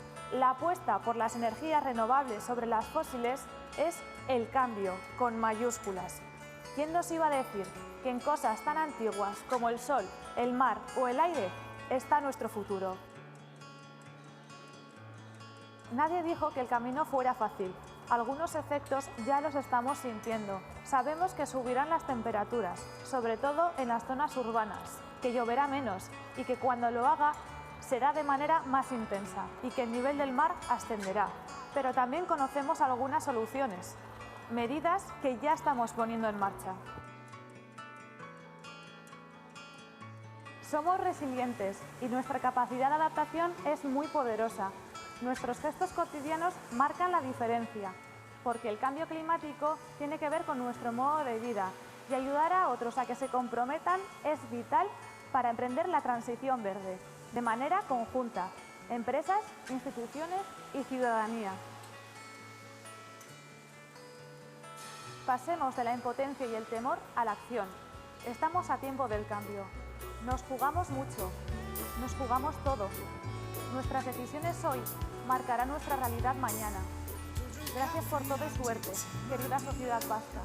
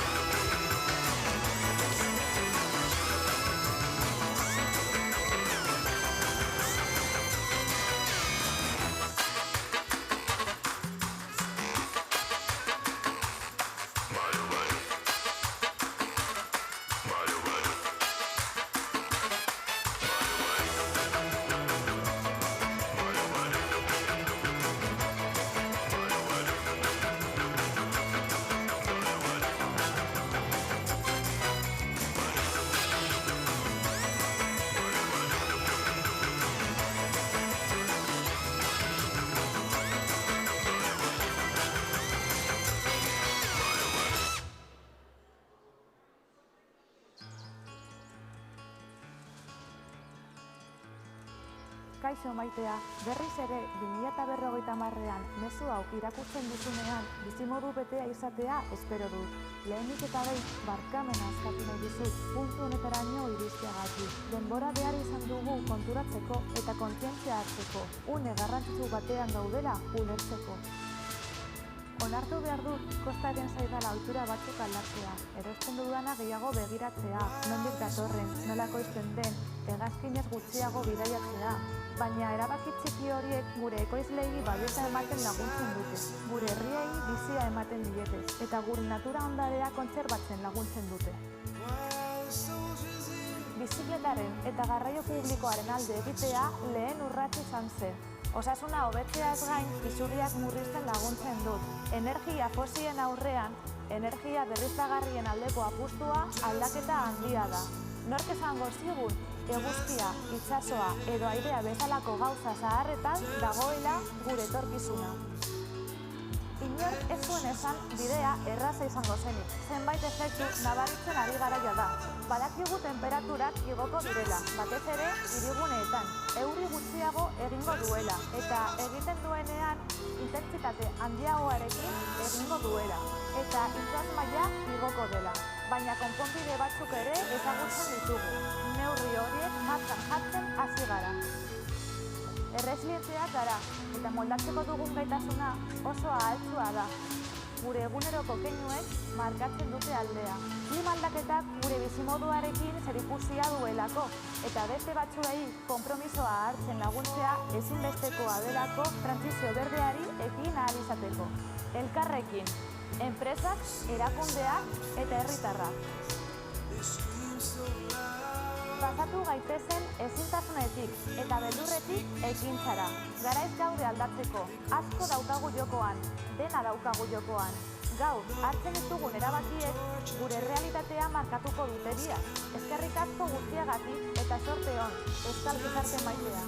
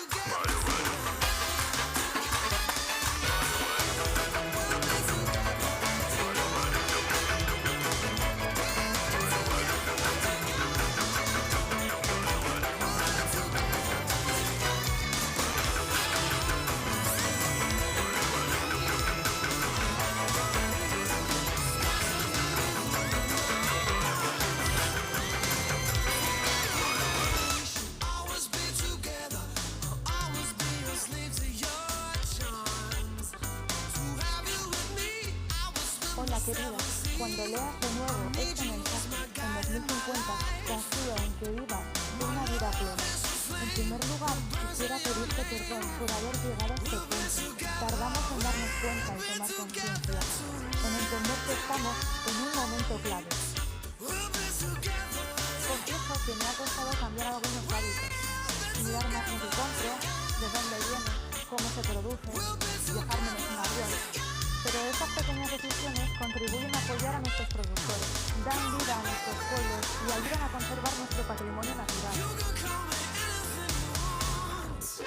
Apostar por la bicicleta y el transporte público fue un primer paso. Además de mejorar mi salud, contribuye a reducir las emisiones. La apuesta por las energías renovables sobre las fósiles es el cambio, con mayúsculas. ¿Quién nos iba a decir que en cosas tan antiguas como el sol, el mar o el aire está nuestro futuro? Nadie dijo que el camino fuera fácil. Algunos efectos ya los estamos sintiendo. Sabemos que subirán las temperaturas, sobre todo en las zonas urbanas, que lloverá menos y que cuando lo haga será de manera más intensa y que el nivel del mar ascenderá.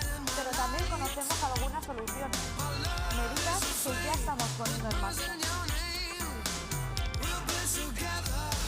Somos resilientes y nuestra capacidad de adaptación es muy poderosa. Nuestros gestos cotidianos marcan la diferencia, porque el cambio climático tiene que ver con nuestro modo de vida y ayudar a otros a que se comprometan es vital para emprender la transición verde, de manera conjunta, empresas, instituciones y ciudadanía. Pasemos de la impotencia y el temor a la acción. Estamos a tiempo del cambio. Nos jugamos mucho, nos jugamos todos. Nuestras decisiones hoy marcarán nuestra realidad mañana. Gracias por todo y suerte, querida sociedad Basque.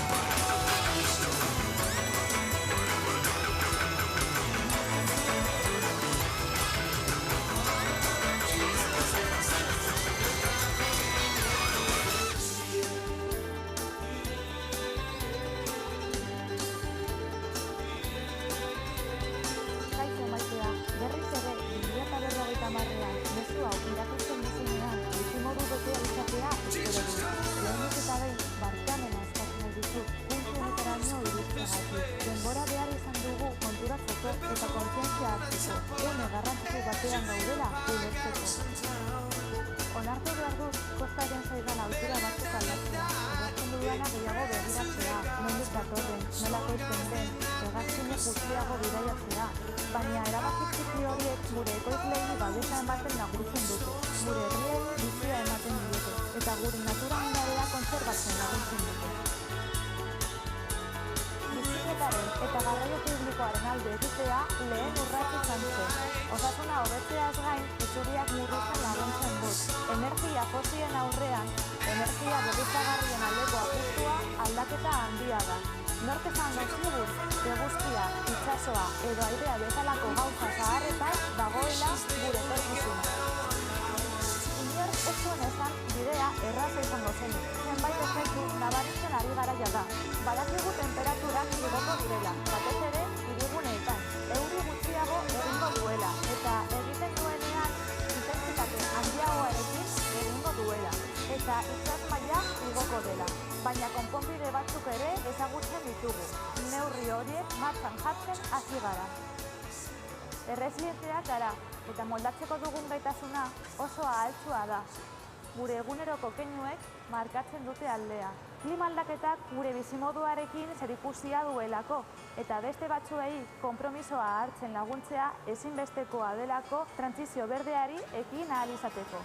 Elkarrekin, enpresak, erakundeak eta herritarrak. Pasatu gaitezen ezintasunetik eta beldurretik ekintzara. Garaiz gaude aldatzeko, asko daukagu jokoan, dena daukagu jokoan. Gaur, hartzen ditugun erabakiek gure realitatea markatuko dute bia. Eskerrik asko guztiagatik eta sorte on, euskal gizarte maitea.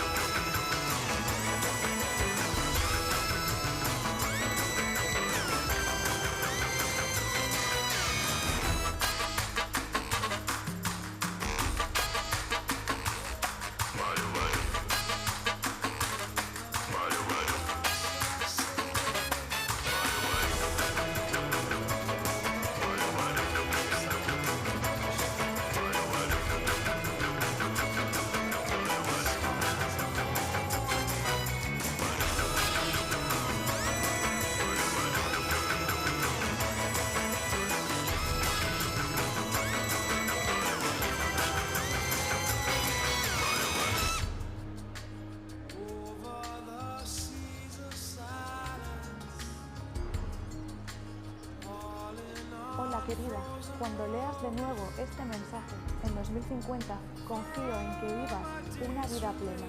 En primer lugar, quisiera pedirte perdón por haber llegado a este punto. Tardamos en darnos cuenta y tomar conciencia, en entender que estamos en un momento clave. Confieso que me ha costado cambiar algunos hábitos, mirar más lo que compro, de dónde viene, cómo se produce, viajar menos en avión. Pero estas pequeñas decisiones contribuyen a apoyar a nuestros productores, dan vida a nuestros pueblos y ayudan a conservar nuestro patrimonio natural. Apostar por la bicicleta y el transporte público fue un primer paso. Además de mejorar mi salud, contribuye a reducir las emisiones. La apuesta por las energías renovables sobre las fósiles es el cambio, con mayúsculas. ¿Quién nos iba a decir que en cosas tan antiguas como el sol, el mar o el aire está nuestro futuro? Nadie dijo que el camino fuera fácil. Algunos efectos ya los estamos sintiendo. Sabemos que subirán las temperaturas, sobre todo en las zonas urbanas, que lloverá menos y que cuando lo haga será de manera más intensa y que el nivel del mar ascenderá. Pero también conocemos algunas soluciones, medidas que ya estamos poniendo en marcha. Somos resilientes y nuestra capacidad de adaptación es muy poderosa. Nuestros gestos cotidianos marcan la diferencia, porque el cambio climático tiene que ver con nuestro modo de vida y ayudar a otros a que se comprometan es vital para emprender la transición verde, de manera conjunta, empresas, instituciones y ciudadanía. Pasemos de la impotencia y el temor a la acción. Estamos a tiempo del cambio. Nos jugamos mucho, nos jugamos todo. Nuestras decisiones hoy marcarán nuestra realidad mañana. Gracias por todo el esfuerzo, querida sociedad vasca.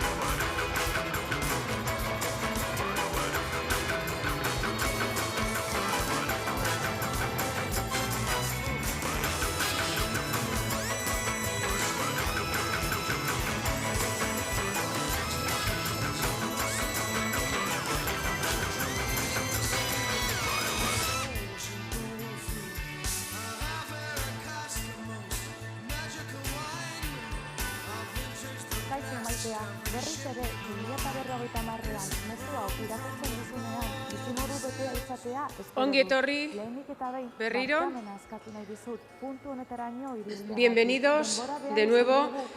Gracias una vez más a las personas que nos están siguiendo vía streaming a través de Zoom.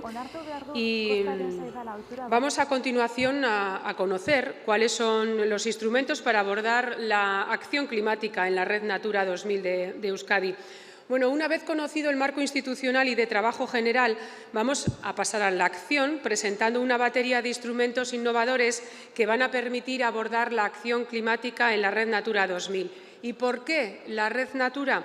Porque es un elemento primordial dentro de las áreas protegidas para garantizar la conservación de las especies y los hábitats.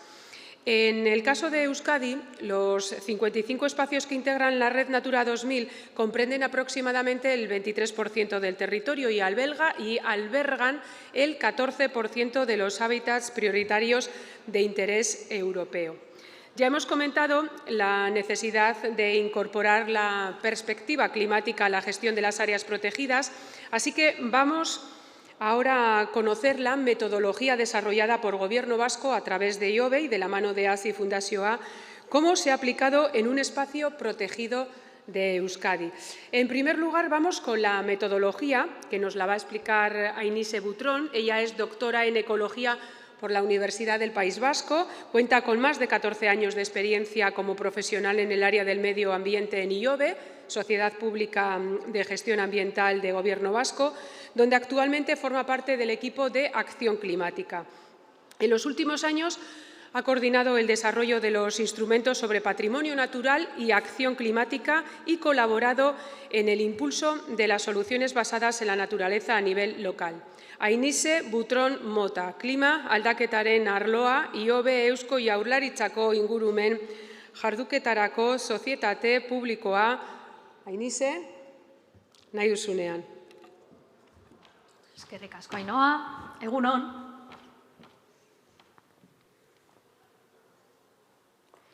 Hoy voy a hablar de la metodología para incorporar el cambio climático.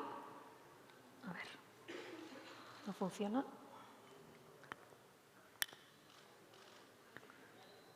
A ver si carga la presentación.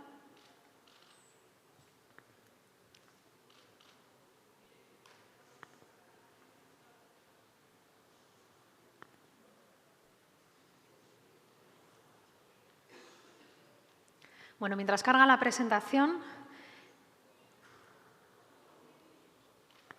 voy a comenzar a explicar el contexto de la metodología que hemos desarrollado. Ya hemos visto en las charlas anteriores, en el bloque previo, cómo es importante tener en cuenta la perspectiva climática en el contexto de la conservación del patrimonio natural y en el contexto de la conservación de la naturaleza dentro de las áreas protegidas. Sí que vemos que es una necesidad incorporar la perspectiva climática y para hacerlo es necesario tener en cuenta que la crisis de biodiversidad ¿funciona la crisis de biodiversidad y la crisis climática, aunque tienen orígenes y dimensiones diferentes, tienen muchos ámbitos en los cuales se solapan. ¿Ya está? Vale. Perfecto. Eskerrik asko. Y en ese solape, en esas sinergias, es donde vamos a enfocar estas herramientas y donde nos hemos enfocado. ¿Por qué? Porque existen muchas oportunidades para la gestión y para la acción climática en la conservación del patrimonio natural. Pero, y ya lo hemos hablado previamente, conservar el patrimonio natural per se no implica que estemos haciendo acción climática. ¿Y por qué? Porque dependerá de la forma de planificar si esa medida puede aportar o no al cambio climático. Por ejemplo, y en este gráfico que está desarrollado por la Universidad de Oxford, trabajando esos temas transversales y esas sinergias, se ve cómo, según qué tipo de medida de conservación del patrimonio natural apliques, puede aportar a la mitigación, a la adaptación o ambas. Sin embargo, cómo se ejecute esa medida va a marcar la diferencia con respecto a la acción climática. Puede realizarse una conservación de un humedal, pero solo teniendo en cuenta un diagnóstico de riesgo climático en el cual hayamos identificado el verdadero efecto de los impactos climáticos y la vulnerabilidad de las especies que lo habitan, podremos decir que esa conservación de ese humedal se ha hecho con una perspectiva climática. Y no solamente la conservación del medio natural, muchas políticas sectoriales de agua, agrarias, forestales, que tienen impacto positivo o negativo en la conservación del patrimonio natural, se ven impactadas también por los efectos del cambio climático. Y según cómo se apliquen dichas medidas, su efecto positivo con respecto a la conservación del patrimonio natural y su aportación a la acción climática puede verse incrementado. Por eso hay que tener en cuenta las sinergias. ¿Y qué sucede? Pues que a veces hay objetivos de mitigación que pueden afectar al patrimonio natural. La acción climática es necesaria, pero también es necesario que desde la conservación de la naturaleza, desde el sector de la conservación del patrimonio natural, los profesionales que trabajáis en la conservación de la naturaleza, seáis conscientes que es necesario estar en los debates de cambio climático, de acción climática. ¿Por qué? Porque un objetivo de mitigación muy típico, que es la plantación de árboles, puede impactar negativamente en la conservación del patrimonio natural. ¿Por qué? Porque puede abordarse en espacios abiertos, por ejemplo, mediante la forestación, y hacer desaparecer hábitats abiertos, hábitats asociados a pastos y a praderas, y entonces destruir la conservación o por lo menos los elementos que allí habitan. En otros casos, medidas de redensificación de masas forestales que también se están impulsando desde la visión única y exclusiva de la mitigación impactan en otras medidas de conservación que buscan los clareos de las masas forestales y reducir la densificación en algunos tipos de hábitat. ¿Por qué sucede esto? Porque no se tiene una visión integral de la conservación de la naturaleza y de la acción climática. Y es por eso que con estas herramientas lo que queremos traer es esa reflexión conjunta en la cual vamos a poder ver los cobeneficios positivos y negativos, los impactos, las causas y las consecuencias. Y luego la adaptación. La adaptación se supone que es buena, puede ser beneficiosa para un grupo de especies y ya se ha hablado previamente de la maladaptación. Lo decía antes también Cristina, Cristina Patricia, también lo decía José. Luego más adelante y en el bloque final vamos a hablar de un ejemplo de maladaptación con un caso concreto relacionado con los anfibios, porque creemos que también es necesario que tengamos eso en la cabeza, ese chip, esas claves iniciales. Y lo importante de todo esto, lo importante de las herramientas, es que las herramientas sirven para una cosa, para darnos objetos de reflexión, de trabajo, de debate. Pero lo importante es que tengamos una visión integral, que tengamos las gafas puestas teniendo en cuenta la conservación del patrimonio natural y la acción climática. Y sobre todo, contrastarlas, ya se comentaba en las charlas previas, el conocimiento local, el conocimiento de los lugares donde se está aplicando o se quiere aplicar la acción climática y la conservación del patrimonio natural, porque la realidad y el conocimiento de campo es lo que va a contrastar las tendencias y todos los indicios que las herramientas nos pueden dar. En general, la acción climática pues, es reactiva y esos los diferentes estudios que se realizan en el ámbito científico, analizando las medidas de gestión y de adaptación en los espacios protegidos, dicen eso. Se suele reaccionar a los impactos previstos, presentes y futuros.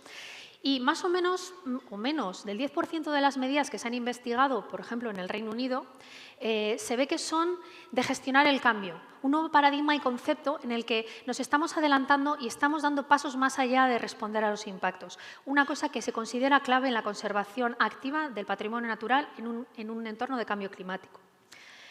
Y ahora una clave, voy a saltar, porque voy a dar unas claves para comprender, sobre todo a la gente que, como yo, proveníamos del sector del patrimonio natural, de la conservación de la biodiversidad, cómo abordar la acción climática.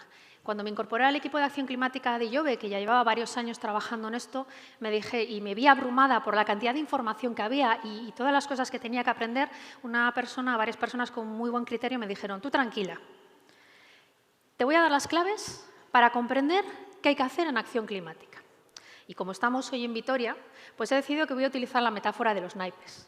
Porque cuando pensamos en la mitigación, ¿qué tenemos que tener en mente? Que son sota, caballo y rey. Biomasa viva, biomasa muerta, carbono en suelo. Y que solo se hacen dos cosas. Evitar emisiones, aumentar subideros. La combinación de ambas, las metodologías y todas las guías que vayan, se fundamentan en estos dos conceptos. Teniendo esto en mente, podemos intentar comprender el mare magnum de información que aborda la mitigación. Obviamente, esto es mucho más complejo y hay muchos más matices, pero para empezar es suficiente con tener estos conceptos bien claros. ¿Y qué pasa con la adaptación? José Atauri de Europark ya lo ha dicho en su charla. Pues, En cada espacio tenemos que elaborar nuestra propia receta. Y eso es lo que le pasa a la adaptación. Es más abstracta, es más indefinida. Y cada gente, en cada espacio, en cada lugar, con cada especie, va a tener que hacer esta receta. ¿Por qué? ¿Nos hemos vuelto locos? No, es que incluso el IPCC lo que dice es que la adaptación es local. Y, por tanto, el conocimiento local nos va a decir qué herramientas necesitamos y qué acciones tenemos que hacer. Y, por tanto, ahí lo que vamos a hacer es crearnos nuestras propias herramientas. Y esas herramientas, según qué necesitemos, serán de un estilo más simples, más complejas. Y hoy lo que presentamos son unas herramientas que se han generado para la integración del patrimonio natural y la acción climática en el contexto de Euskadi. ¿Por qué? Porque hay mucha información y porque realmente cuando estamos gestionando cualquier cosa, incluso el patrimonio natural, no tenemos tiempo. Y es una reflexión y una lección aprendida que hemos tenido aplicando la acción climática en otros sectores. Y por eso hay que tener tiempo para procesar y reflexionarla. Por eso estas herramientas tratan de avanzar sobre ciertos ámbitos para que tengamos tiempo en esa reflexión. La información es mucha, se ha trabajado en Euskadi muchísimo sobre acción climática, tenemos un kit de herramientas dirigidos a administraciones donde hay un montón de herramientas para mitigación, para adaptación. Y nosotros hemos generado dentro de este kit de herramientas, que podéis encontrar en la página web de IOBE, un kit dirigido a la acción del patrimonio natural que explicamos hoy. ¿Y por qué? Pues porque necesitamos tener una planificación integral, ya lo he comentado antes. Es clave, y ya se ha mencionado varias veces por todos los ponentes, la importancia de hacer un diagnóstico de la adaptación y de la vulnerabilidad al cambio climático de los distintos elementos que conforman el patrimonio natural, y porque es necesario y urgente promover medidas de acción concretas para hacer frente a dichos riesgos. Y estas herramientas tienen una visión global que incorpora la acción climática desde la perspectiva de la mitigación y la adaptación y de la conservación de la biodiversidad.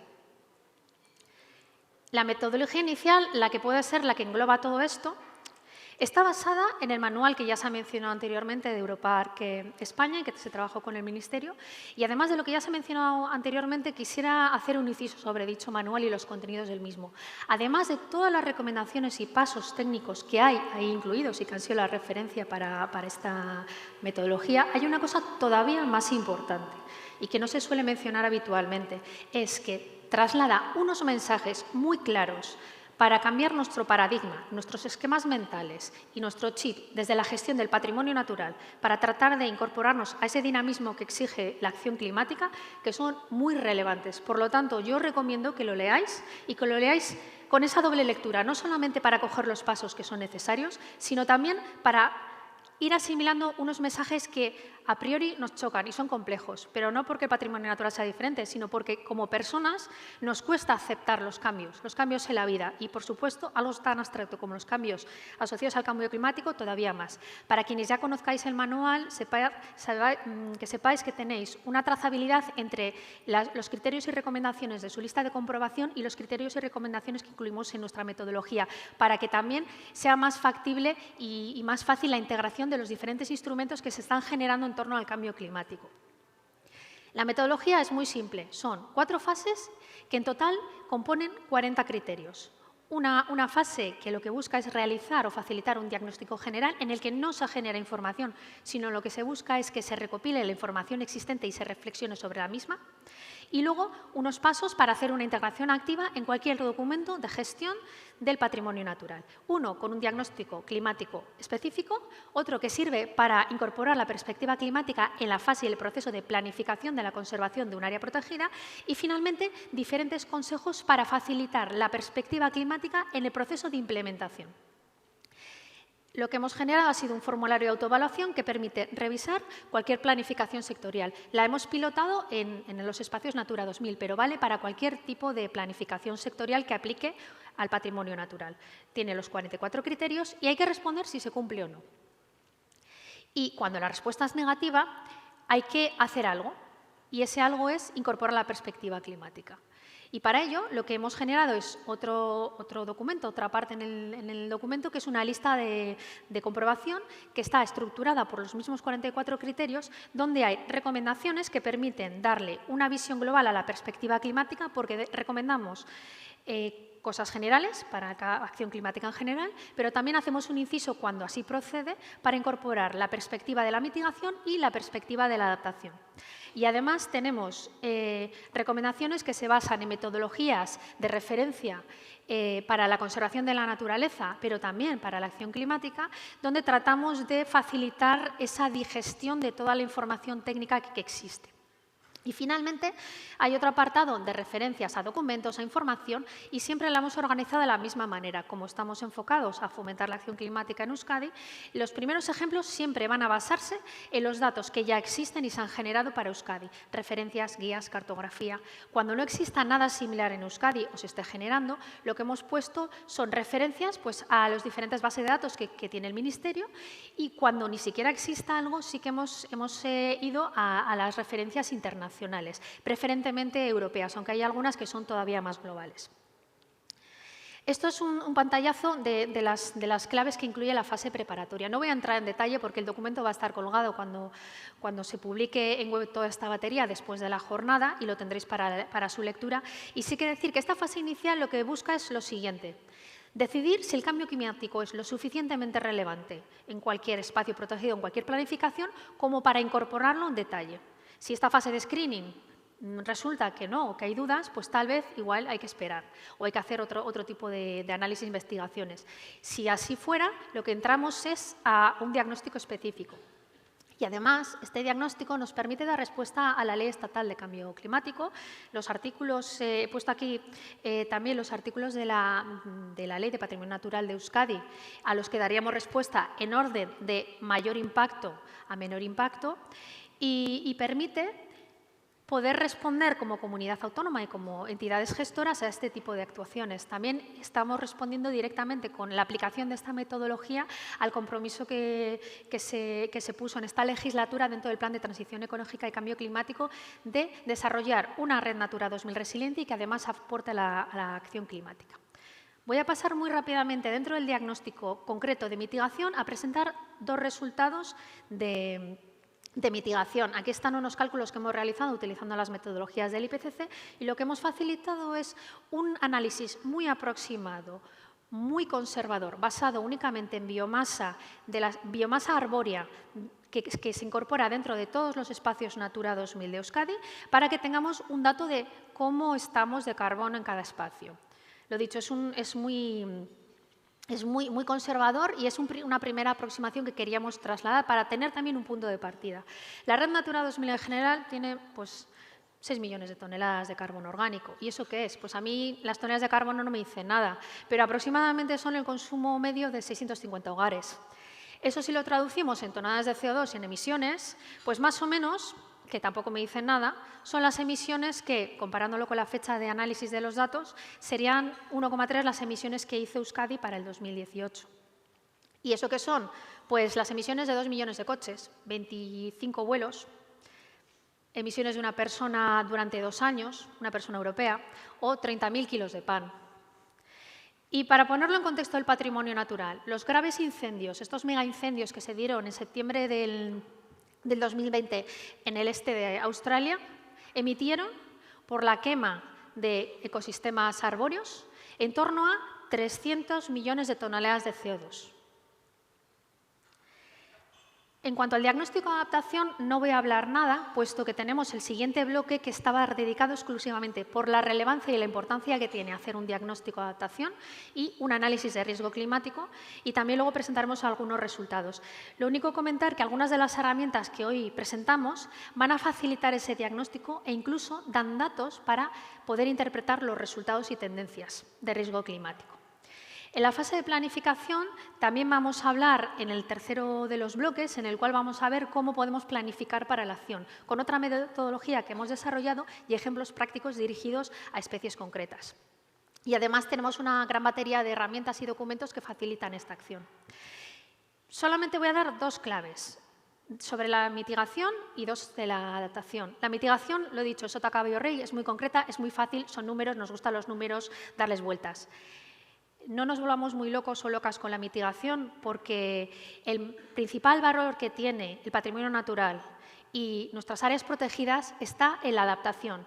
La adaptación es el eje vertebral de la acción climática en la conservación del patrimonio natural. Pero con la mitigación se pueden hacer cosas. ¿Por qué? Porque al final es un cobeneficio que en algunos casos concretos puede ser importante y porque no podemos dejar de tener en cuenta la mitigación, puesto que si no, jamás alcanzaríamos la neutralidad climática.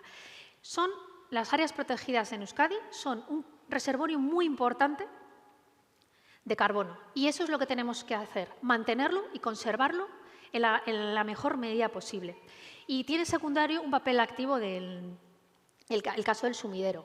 El suelo, el gran elemento olvidado por el momento, aunque con la estrategia nueva de conservación del suelo se va a trabajar y se está trabajando en impulsar otro tipo de gestiones y una visión más amplia, es el mayor sumidero de carbono y ahí existe potencial para seguir incrementando ese sumidero. Por lo tanto, hay espacio para fomentar la acción climática basada en el sumidero suelo, aunque también en otros sumideros, por supuesto, como la madera muerta. Y, por tanto, la prioridad de mitigación, insisto y repito, tendría que ser el cuidar los reservorios y evitar las emisiones. A mejor estado de conservación y mayor funcionalidad de los ecosistemas, se ve que existe una mayor capacidad de absorción. Aunque no sea lineal, y existen diferentes debates, podríamos generalizar que así es. ¿Y qué sería lo deseable? Pues que con políticas activas de acción climática basadas en la mitigación podamos llegar en algunos casos concretos y en algunos lugares concretos a emisiones negativas. ¿Por qué? Porque como territorio no nos podemos permitir dejar de emitir en algunos sectores o en algunos lugares y, por tanto, otros van a tener que compensar esas emisiones que se deben de hacer. Y ahí está el gran valor que puede tener la conservación de la naturaleza y la conservación de las áreas protegidas y el patrimonio natural, en facilitar conseguir emisiones negativas. ¿Por qué? Porque va a poder fomentar en ciertos hábitats muy concretos, como pueden ser las marismas, las turberas o las praderas, o incluso un concepto más amplio del patrimonio natural, como sería la conservación del suelo, podríamos estar trabajando con proyectos de absorción, de compensación de emisiones, que pueden ayudar a fomentar la conservación de la naturaleza con perspectiva climática. En la adaptación es donde está realmente el reto del patrimonio natural y de la conservación de la naturaleza. Pero antes de empezar con herramientas, medidas concretas, creo que hay que hacer un inciso muy importante en nosotros y nosotras, en las personas que trabajamos por la conservación del patrimonio natural. Porque ya se ha mencionado antes, tenemos que empezar a aceptar el cambio y las consecuencias. ¿Y qué es aceptar el cambio? Porque decimos, vale, bien, acepto el cambio. Pero, ¿qué significa? Pues que igual tenemos que dejar de hablar de patrimonio natural. Os voy a poner un ejemplo. La Agencia Escocesa de Conservación de la Naturaleza, Scottish Natural Heritage, en su última reflexión estratégica, decidió que en un contexto de cambio climático no podía seguir llamándose patrimonio natural. ¿Por qué? Porque el patrimonio natural, ese legado que tenemos y que traemos del pasado, de décadas pasadas, ya no iba a ser el mismo en un contexto cambiante de cambio climático, iban a desaparecer especies y hábitats que se conservaban. Y con el paradigma de ese cambio del cambio climático decidieron cambiarse de nombre y ahora se llaman Nature Scotland. ¿Por qué? Porque lo que van a conservar es la naturaleza, la presente y la que tengan en el futuro. Además, nuevos paradigmas que ya han sido mencionados por Patricia, como por ejemplo el concepto de refugio climático, los conceptos que en los parques naturales de Estados Unidos se están trabajando como resístete al cambio, acepta el cambio, dirige el cambio, es un nuevo paradigma que ya no tiene que ver con temas técnicos, es con cómo nosotros y nosotras mismas estamos trabajando y abordando la acción climática. Y solamente la clave de que no siempre la conservación de la naturaleza va a traer adaptación, porque para eso tenemos que tener como base las prioridades que nos ha dado el riesgo climático y con una visión integral de la perspectiva climática podemos integrar. En la fase de implementación no voy a entrar, ya voy a entrar en el ejemplo de uso de la herramienta. Pasamos las preguntas, respondemos sí o no y cuando respondemos no decimos en qué no hemos cumplido, en qué tenemos todavía ámbito de trabajo. Y en algunos casos, con el piloto de esto, de todos los criterios que pasamos, que eran 44, solo en uno parcialmente respondíamos, ¿no? ¿Por qué? Porque en general los planes de gestión de los espacios protegidos no han contemplado perspectiva climática. Y ahora que si tenemos que hacerlos, lo ideal sería revisar lo que ya tenemos para empezar a trabajar sobre ello. Utilizando las herramientas, pilotando en el mismo espacio, incorporando la perspectiva climática, conseguimos incorporar de los 44 a 32. ¿Y por qué solo en esos? Pues porque la fase de implementación, contraste y desarrollo con agentes que no se ha hecho, pues no hemos podido incorporarlo porque lo que hemos presentado y lo que presentamos aquí hoy es una herramienta que no se ha pilotado, ¿sí? O sea, que no se ha pilotado con público, con agentes, sino que se ha hecho como ejercicio interno de ejemplo. ¿Y qué sucede? Pues cuando no se incorpora, por ejemplo, no se han identificado los sumideros de carbono y los aspectos de carbono de un espacio, utilizando las herramientas y con los datos podemos llegar a algo concreto y podemos decir y establecer cuantitativamente cuándo tenemos. O, por ejemplo, cuando estamos incorporando la perspectiva climática, lo primero es escribir el clima presente y el previsto para el futuro. Pues con un análisis bioclimático, que luego veremos en el siguiente bloque, lo que podemos hacer es definir qué tenemos ahora en cuanto a pisos bioclimáticos y después, a posteriori, es decir, con una perspectiva climática a 2100, qué es lo que se espera y las consecuencias que puede conllevar eso sobre la conservación y las especies que allí habitan. Aquí acaba la presentación, o voy a terminar de presentar la metodología, porque creo que lo importante es ver en un caso real. Y afortunadamente también hoy podemos presentar un caso real en el que hemos aplicado esta metodología, que es en el caso de Azcorriach. Antes de pasar, unas reflexiones, porque sí que es factible la integración de la perspectiva climática y de la conservación de la naturaleza en los documentos de gestión de nuestras áreas protegidas, que tenemos que tener en mente que los espacios protegidos tienen un papel muy relevante, el más relevante, en las políticas de adaptación del territorio. Ahí es donde está nuestra fortaleza. Y que es posible establecer medidas concretas para la acción climática en adaptación, en mitigación y a la vez conservar el patrimonio natural con esta perspectiva integral.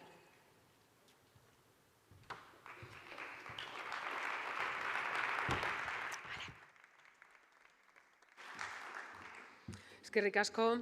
Bueno, una vez vista la metodología, veamos cómo se traduce a la realidad de un área protegida y sus documentos de gestión. El equipo de ASI Fundazioa nos va a explicar el caso práctico de la revisión de los documentos de gestión de Aizkorri-Arats, en Guipúzcoa. Bien, por eso están aquí con nosotros Javier Pérez, él es biólogo, actualmente trabaja en la Fundación ASI, donde participa en proyectos europeos centrados en la conservación de hábitats y especies y también trabaja en la evaluación del impacto ambiental y la planificación de espacios protegidos. Y con él va a estar Miquel de Francisco, es responsable del área de medio natural de ASI Fundazioa. Su área da soporte al Gobierno vasco y a las diputaciones forales en la planificación y gestión de espacios naturales protegidos, especialmente en aquellos espacios de montaña en los que se producen usos agrarios de baja intensidad, responsables en parte de los importantes valores naturales que albergan. Así que, por favor, si sois tan amables, acercaros aquí al escenario. Javier, Miquel. Y os cedo la palabra. Gracias. Bueno, yo soy Miquel de Francisco y él es mi compañero, Javier Pérez. Y bueno, vamos a estructurar un poco nuestra presentación en tres bloques. El primer bloque será un poco qué es lo que nos pidieron que hiciéramos. El segundo, qué es y cómo pensamos y qué reflexiones hicimos antes de empezar a abordarlo. El segundo bloque es ya el análisis y el diagnóstico que hemos realizado. Y por último, el tercer bloque, pues un poco los resultados y el punto en el que nos encontramos y bueno, un poco los retos que pensamos que hay que seguir haciendo, porque hay que seguir, que tenemos por delante, pues porque lo que nosotros hemos avanzado, pues lamentablemente no es todo lo que quisiéramos, ¿no? Sino, bueno, esto. Entonces, bueno, se me ha olvidado y tenía que haber empezado pues agradeciendo la invitación a presentar esto, pero además por doble motivo, porque sin la ayuda de los organizadores de esta jornada no hubiéramos sido capaces de hacer lo que hemos hecho. Es decir, que es un doble agradecimiento tanto a la invitación como al apoyo que nos dieron para poder abordar este tema, ¿no? Entonces, bueno, voy a intentar explicar.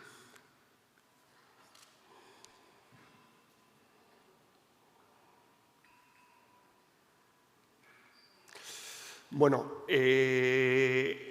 ASI Fundazioa recibe el encargo de, con respecto a 7 espacios que son a la vez Red Natura 2000 y parques naturales, elaborar los instrumentos, elaborar determinados instrumentos. y las peticiones son distintas, o la situación de partida es distinta, por lo tanto, lo que se aporta a cada uno de los espacios es distinto, ¿no? Por una parte, nos piden elaborar para Aizgorri, Aratz y Aralar tanto el instrumento de ordenación como el instrumento de gestión. Para otros 5 espacios nos piden hacer una revisión, una revisión y completar en algunos aspectos en los que se encuentra el cambio climático. Y luego, en uno de esos 5, nos piden además que elaboremos el documento de gestión, ¿no? Entonces, esto es motivado por la aprobación de la ley de Patrimonio Natural, de Conservación de Patrimonio Natural del País Vasco, en el que establece que los planes de ordenación de recursos naturales tienen que incorporar las previsiones sobre los efectos del cambio climático con establecimiento de medidas de mitigación y adaptación que tengan influencia tanto a medio como a largo plazo. Este es un contenido que la anterior ley no recogía en los planes de ordenación de recursos naturales y que lo que se había realizado hasta ese momento no lo contenían. Concretamente, este proceso se inicia en esos 5 espacios en el año 2016 y ya se tienen unos documentos muy avanzados, prácticamente finales, mientras que los documentos de Aizgorri Aratz se inician en 2021, previo a la aprobación de la ley, y tampoco inicialmente había una previsión de que estos contenidos tenían que adaptarse. Bueno, he estado hablando de lo que es la ordenación y lo que es la planificación, con 2 instrumentos distintos que son los POR y los PLUG. Entonces, aquí es importante entender que, de acuerdo con nuestro sistema competencial, la conservación del patrimonio natural es una competencia compartida entre las diputaciones y el Gobierno vasco.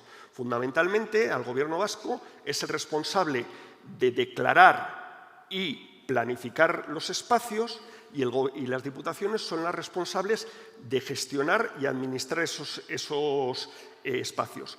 El documento de planificación es el POR y el documento de gestión es el PLUG, ¿no?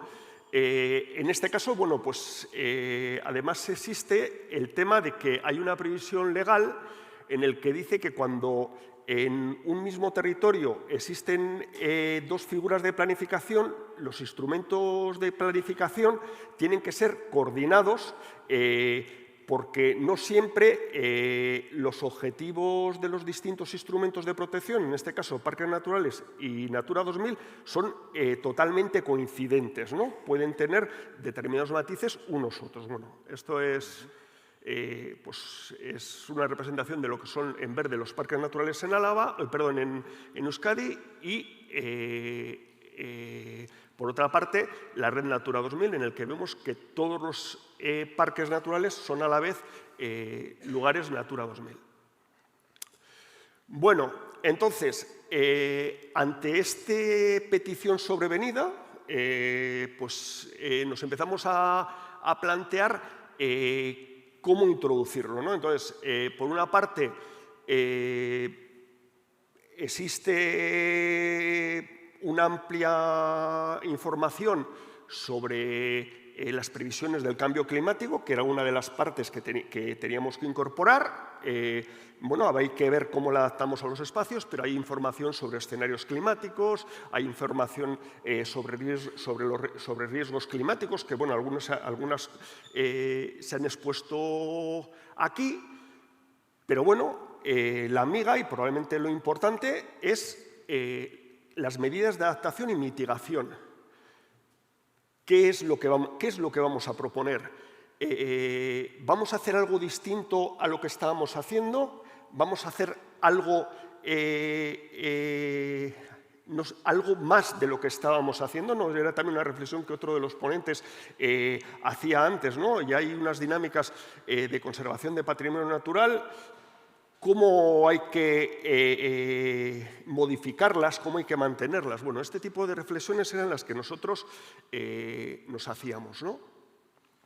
Entonces, bueno, esta es una tabla de un informe que sacó la Comisión Europea sobre cambio climático y Red Natura 2000, en el que sobre medidas de adaptación, y aquí estoy hablando sobre medidas de adaptación, pues bueno, ya veis, tiene como 6 categorías, un número importante de tipos de medidas y luego 3 ámbitos distintos. Las medidas para realizar en los sitios, las medidas en el entorno de esos sitios y las medidas a nivel de red. Muchos de estos tipos de medidas se han ido mencionando de una manera o de otra manera, ¿no? Entonces, bueno, a nosotros ya nos quedaba claro, ¿no?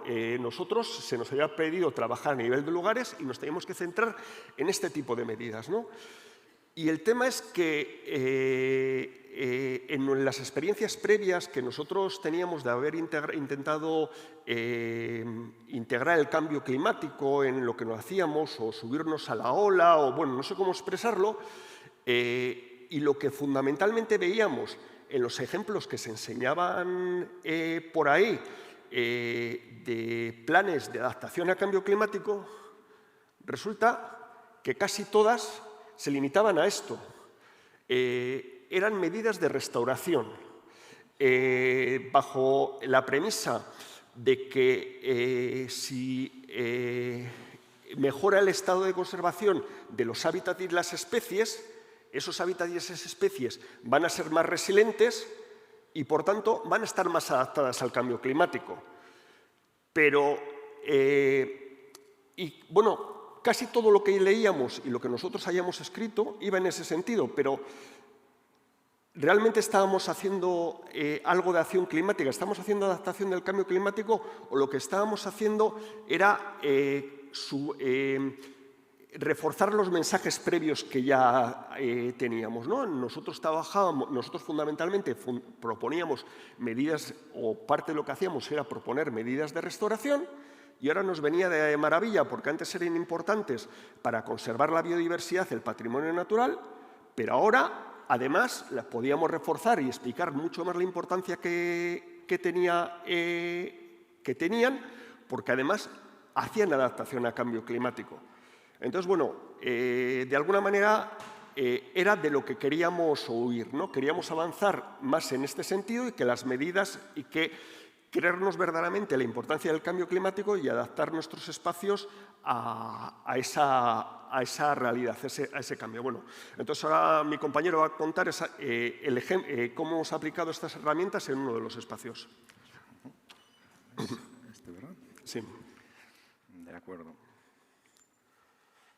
Vale, voy a centrar, sí, se me oye bien, el caso práctico de Aizkorri Arats, ¿no? Cómo introducir esa perspectiva climática que decía Mikel.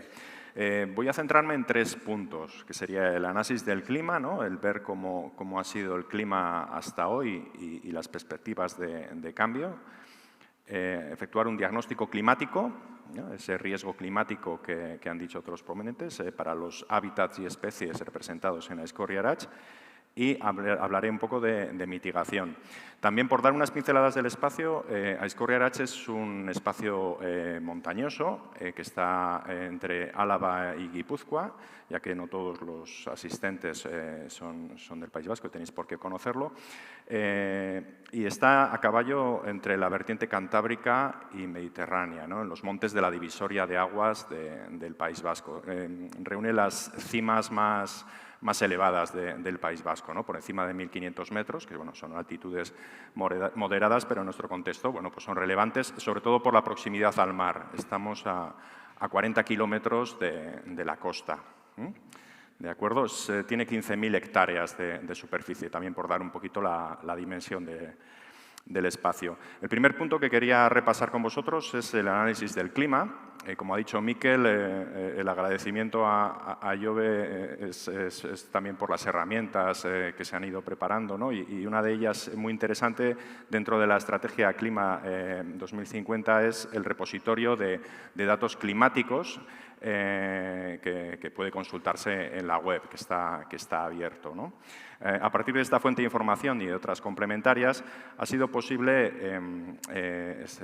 determinar una serie de variables climáticas, tanto temperatura media diaria, precipitación, como días de olas de calor, número de heladas al año. Es decir, hay una gran cantidad de información ahí disponible y es posible particularizar para el contexto geográfico que nos ocupa, que es Aizkorri Aratz, toda la serie histórica desde los años 70 hasta la actualidad y también la previsión de cambios a corto, medio y largo plazo hasta el año 2100 en distintos escenarios de emisiones. Lo que estáis viendo en pantalla sería, la escala de temperatura media diaria en Aizkorri Aratz y veis como tanto en la serie histórica como en las previsiones hay un marcado incremento de temperaturas, ¿no? En el caso de las precipitaciones se ve una reducción. Vuelvo a recordar que es un escenario de emisiones que sería el más negativo. Estamos en el peor supuesto, que es interesante abordar el peor supuesto.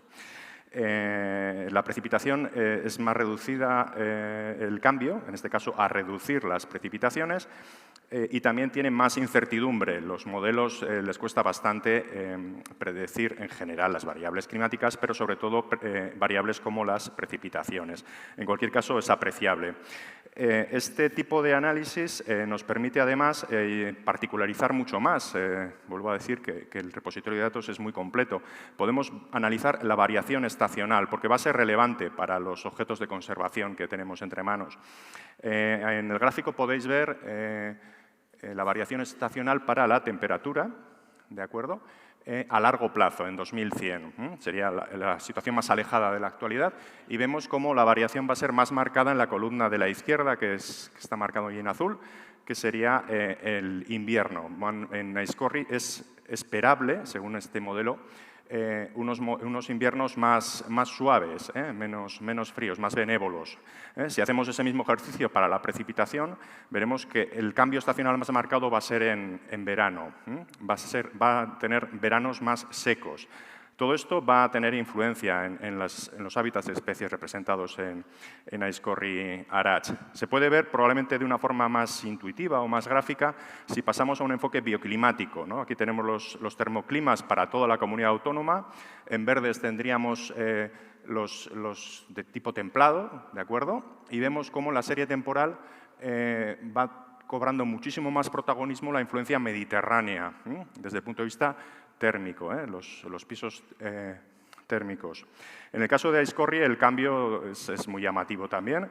Podemos ver que está dominado por mesotemplado, casi en absoluto, y pasa a tener una presencia mediterránea muy importante con un núcleo central en el que persisten las características templadas en la zona de Urbía, de esa zona central de Campas de Aizkorri, para aquellos que conozcáis este espacio. Todo esto va a tener una influencia en los objetos de conservación, en los valores naturales que han motivado la protección de este espacio. Por lo tanto, es importante hacer un diagnóstico de esos cambios. Prometo que no he tocado nada. Bien, irá volviendo. En el diagnóstico climático, lo que se trata de ver es esos factores de riesgo que van a tener que enfrentar los hábitats y especies para su conservación a largo plazo, en función de sus características intrínsecas y de su situación en nuestro contexto, su distribución potencial, etc., tendrán un riesgo climático u otro. Si necesito hacer algo, me decís, ¿de acuerdo? Bien, para efectuar ese diagnóstico del riesgo climático hemos recurrido a la información generada en las distintas guías y herramientas que ha proporcionado el Gobierno vasco en la Estrategia Clima 2050 y también las de Ministerio para el caso de especies. Me alegro de que no salga la diapositiva porque no he puesto las portadas de las guías tanto de flora como de fauna vertebrada, ¿de acuerdo? Que han sido muy interesantes para determinar el riesgo climático de especies.